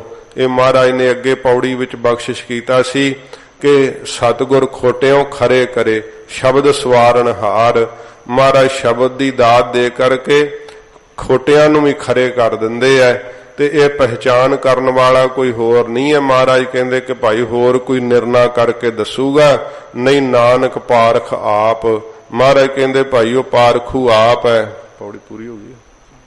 ਤੋ ਮਹਾਰਾਜ ਕਹਿੰਦੇ ਪਰਖਣ ਵਾਲਾ ਮੇਰਾ ਵਾਹਿਗੁਰੂ ਆਪ ਹੈ ਭਾਈ, ਜਿਨੇ ਖੋਟਾ ਖਰਾ ਪਛਾਣਿਆ, ਜਿਨੇ ਪਹਿਚਾਨ ਲੈਣਾ ਕਿ ਇਹ ਖੋਟੇ ਐ, ਮਨਮੁਖ ਵੈ, ਭਜਨ ਨਹੀਂ ਕੀਤਾ, ਗੁਰੂ ਜੀ ਦੀ ਸਿੱਖਿਆ ਨਹੀਂ ਲਈ। ਇਹ ਭਾਈ ਖਰੇ ਐ ਜਿਨ੍ਹਾਂ ਨੇ ਭਜਨ ਕੀਤਾ, ਬਹੁਤ ਪਰਉਪਕਾਰ ਕੀਤੇ, ਮਿੱਠਾ ਬੋਲਿਆ, ਫਿਰ ਆਪਣੇ ਆਪ ਨੂੰ ਮਾੜਾ ਗਿਣਿਆ। ਇਹ ਮਹਾਰਾਜ ਕਹਿੰਦੇ ਭਾਈ ਵਾਹਿਗੁਰੂ ਜੀ ਆਪ ਪਰਖ ਕਰਦੇ ਐ। ਸੱਚੇ ਪਾਤਸ਼ਾਹ ਜੀ ਮਹਾਰਾਜ ਕਹਿੰਦੇ ਕਿਸੇ ਨੂੰ ਕੀ ਵਿਖਾਉਣਾ ਹੈ, ਕਿਸੇ ਨੂੰ ਜੋ ਗੁਰਮੁਖ ਬਣ ਕੇ ਵਿਖਾਈਏ ਤੇ ਉਸ ਵਿਖਾਵੇ ਨਾਲ ਕੀ ਲਾਭ ਹੈ। ਪਰਮੇਸ਼ਰ ਦੀ ਸਾਧ ਸੰਗਤ ਜੀ ਅੱਗੇ ਤਾਂ ਫਿਰ ਜਿਹੜਾ ਹੈ ਉਹ ਦੁੱਧ ਦਾ ਦੁੱਧ ਤੇ ਪਾਣੀ ਦਾ ਪਾਣੀ ਹੋ ਜਾਂਦਾ ਹੈ। ਪਰਮੇਸ਼ਰ ਨੂੰ ਬਣਾਵਟ ਜਿਹੜੀ ਬਣਾ ਕਰਕੇ ਦਿਖਾਉਣ ਦੀ ਲੋੜ ਨਹੀਂ, ਉਹ ਤਾਂ ਘਟ ਕੇ ਅੰਤਰ ਕੀ ਜਾਣਤ, ਭਲੇ ਬੁਰੇ ਕੀ ਪੀਰ ਪਛਾਨਤ। ਮਹਾਰਾਜ ਅੰਦਰ ਦੀ ਹਾਲਤ ਜਾਣਦੇ ਆ, ਬਾਹਰਲਾ ਦਿਖਾਵਾ ਦਿਖਾਉਣ ਦੀ ਤਾਂ ਲੋੜ ਹੀ ਨਹੀਂ ਨਿਰੰਕਾਰ ਦੇ ਅੱਗੇ। ਇਸ ਕਰਕੇ ਗੁਰਮੁਖ ਦਿਲ ਤੋਂ ਪ੍ਰੀਤ ਕਰਦੇ ਆ ਕਿ ਮਹਾਰਾਜ ਤੁਸੀਂ ਆਪ ਹੀ ਪਰਖਣ ਵਾਲੇ ਹੋ। ਤੁਹਾਡੀ ਪਰਖ ਵਿੱਚ ਮਹਾਰਾਜ ਮੈਂ ਪੂਰੇ ਉਤਰਨ ਜੋਗਾ ਨਹੀਂ, ਭਾਵੇਂ ਕਿ ਪੂਰੇ ਉਤਰਨ ਵਾਲੇ ਹੁੰਦੇ ਆ, ਖਰੇ ਹੁੰਦੇ ਆ, ਪਰ ਫਿਰ ਵੀ ਇਹ ਗੁਣ ਹੀ ਖਰਿਆਂ ਦਾ ਹੈ ਕਿ ਉਹ ਮਹਾਰਾਜ ਕਹਿੰਦੇ ਭਾਈ ਜਿਹੜਾ ਜਿੰਨਾ ਵੀ ਜ਼ਿਆਦਾ ਹੈ ਆਪਸ ਕੋ ਜੋ ਜਾਣੈ ਨੀਚਾ ਸੋਊ ਗਨੀਐ ਸਭ ਤੇ ਉੱਚਾ। ਇਹ ਖਰੇ ਦੀ ਨਿਸ਼ਾਨੀ ਹੈ। ਸੱਚੇ ਪਾਤਸ਼ਾਹ ਜੀ ਮਹਾਰਾਜ ਕਹਿੰਦੇ ਐ ਜੇ ਲੋੜਾ ਚੰਗਾ ਆਪਣਾ ਕਰ ਪੁੰਨੋ ਨੀਚ ਸਦਾਈ ਹੈ। ਇਹ ਖਰੇ ਦੀ ਨਿਸ਼ਾਨੀ ਹੈ। ਸੱਚੇ ਪਾਤਸ਼ਾਹ ਜੀ ਮਹਾਰਾਜ ਕਹਿੰਦੇ ਭਾਈਓ ਸਭ ਨੂੰ ਆਪਣੇ ਆਪ ਤੋਂ ਨਾ, ਆਪਣੇ ਆਪ ਨੂੰ ਸਭ ਤੋਂ ਮਾੜਾ ਗਿਣਦੇ ਆ ਕਿ ਮੈਂ ਨਹੀਂ ਚੰਗਾ ਹਾਂ। ਇਸ ਕਰਕੇ ਇਹ ਖਰੇ ਦੀ ਨਿਸ਼ਾਨੀ ਹੈ। ਉਹ ਸਤਿਗੁਰੂ ਜੀ ਦੇ ਅੱਗੇ ਹੀ ਸਨਮੁਖ ਹੋ ਕਰਕੇ ਬੇਨਤੀ ਕਰਦੇ ਆ ਕਿ ਮਹਾਰਾਜ ਮੈਂ ਚੰਗਾ ਨਹੀਂ, ਔਗੁਣਾਂ ਦਾ ਭਰਿਆ ਹੋਇਆ ਸੱਚੇ ਪਾਤਸ਼ਾਹ, ਇਹ ਤਾਂ ਤੁਹਾਨੂੰ ਜਦੋਂ ਦਇਆ ਪੈ ਗਈ ਤੇ ਮੇਰਾ ਭਲਾ ਹੋ ਜਾਵੇਗਾ। ਤੁਹਾਡੀ ਰਹਿਮਤ ਕਰਕੇ ਹੀ ਮਹਾਰਾਜ ਮੈਂ ਖਰੇ ਹੋਣਾ, ਆਪਣੀ ਕਰਤੂਤ ਕਰਕੇ ਖਰਾ ਨਹੀਂ ਉਤਰ ਸਕਦਾ। ਫਿਰ ਮੇਰੇ ਸਤਿਗੁਰੂ ਜੀ ਉਹਨਾਂ ਨੂੰ, ਉਹਨਾਂ ਦੀ ਗਰੀਬੀ ਵੇਖ ਕੇ, ਹਲੀਮੀ ਨਿਮਰਤਾ ਵੇਖ ਕਰਕੇ, ਹਨ ਤਾਂ ਗੁਣੀ ਗੁਣ ਪਰ ਫਿਰ ਵੀ ਕਹਿੰਦੇ ਮਹਾਰਾਜ ਔਗੁਣਾਂ ਦੇ ਭਰੇ ਹੋਏ ਆ। ਜਿਵੇਂ ਫਰੀਦ ਜੀ ਨੇ ਕਿਹਾ, ਫਰੀਦਾ ਕਾਲੇ ਮੈਂਡੇ ਕੱਪੜੇ ਕਾਲਾ ਮੈਂਡਾ ਵੇਸ, ਗੁਣ ਹੀ ਭਰਿਆ ਮੈਂ ਫਿਰਾਂ ਲੋਕ ਕਹੈ ਦਰਵੇਸ਼। ਇਹ ਅੱਲਾ मैं गुनाहां दा भरिया होया फिरदा ते लोग मैनू कहंदे आ कि फरीद दरवेश ये फकीर बन गया है। महाराज मैं तां गुनाहां दा भरिया ये खरियां दी निशानी है। महाराज कहंदे भाई पहचानन वाला मेरा वाहिगुरू आप है, परखण वाला। इस करके किसे नू की बना के दिखाउणा है, जिन खोटा खरा पछाणिया उन्हें खुटियाई वाले वछई जिहड़े वो भी वेख लैणे है, ते जिहड़े खरे है भाव भगती विच जुड़े होए वो भी उन्हें ही परख लैणे है। इस करके भाई कोई चिंता नहीं करनी चाहिए ते वाहिगुरू दी बंदगी करनी चाहिए। अपनी रोजी रोटी पैरन दा भी फिक्र नहीं करना चाहिए। महाराज कहंदे भाई वाहिगुरू दा आसरा रखना चाहिए, संसार नू चलाएमान समझना चाहिए। कोई थिर नहीं रहन वाली चीज, एक वाहिगुरू ही थिर रहन वाला है। ये महाराज ने 7 वारी उपदेश इस शब्द के अंदर हजूर ने दृढ़ करवाया है। महाराज कृपा करन सच्चे पातशाह दा अमृत उपदेश साडे मन दे अंदर दृढ़ होवे, हजूर दे उपदेश दी कमाई करके नाम जप सकीए। होइयां भुल्लां महाराज बख्श लैणियां जी। विण नावै दुख पाए आवण जाणिया, नानक पारख आप जिन खोटा खरा पछाणिया। वाहिगुरु जी का खालसा, वाहिगुरु जी की फतेह।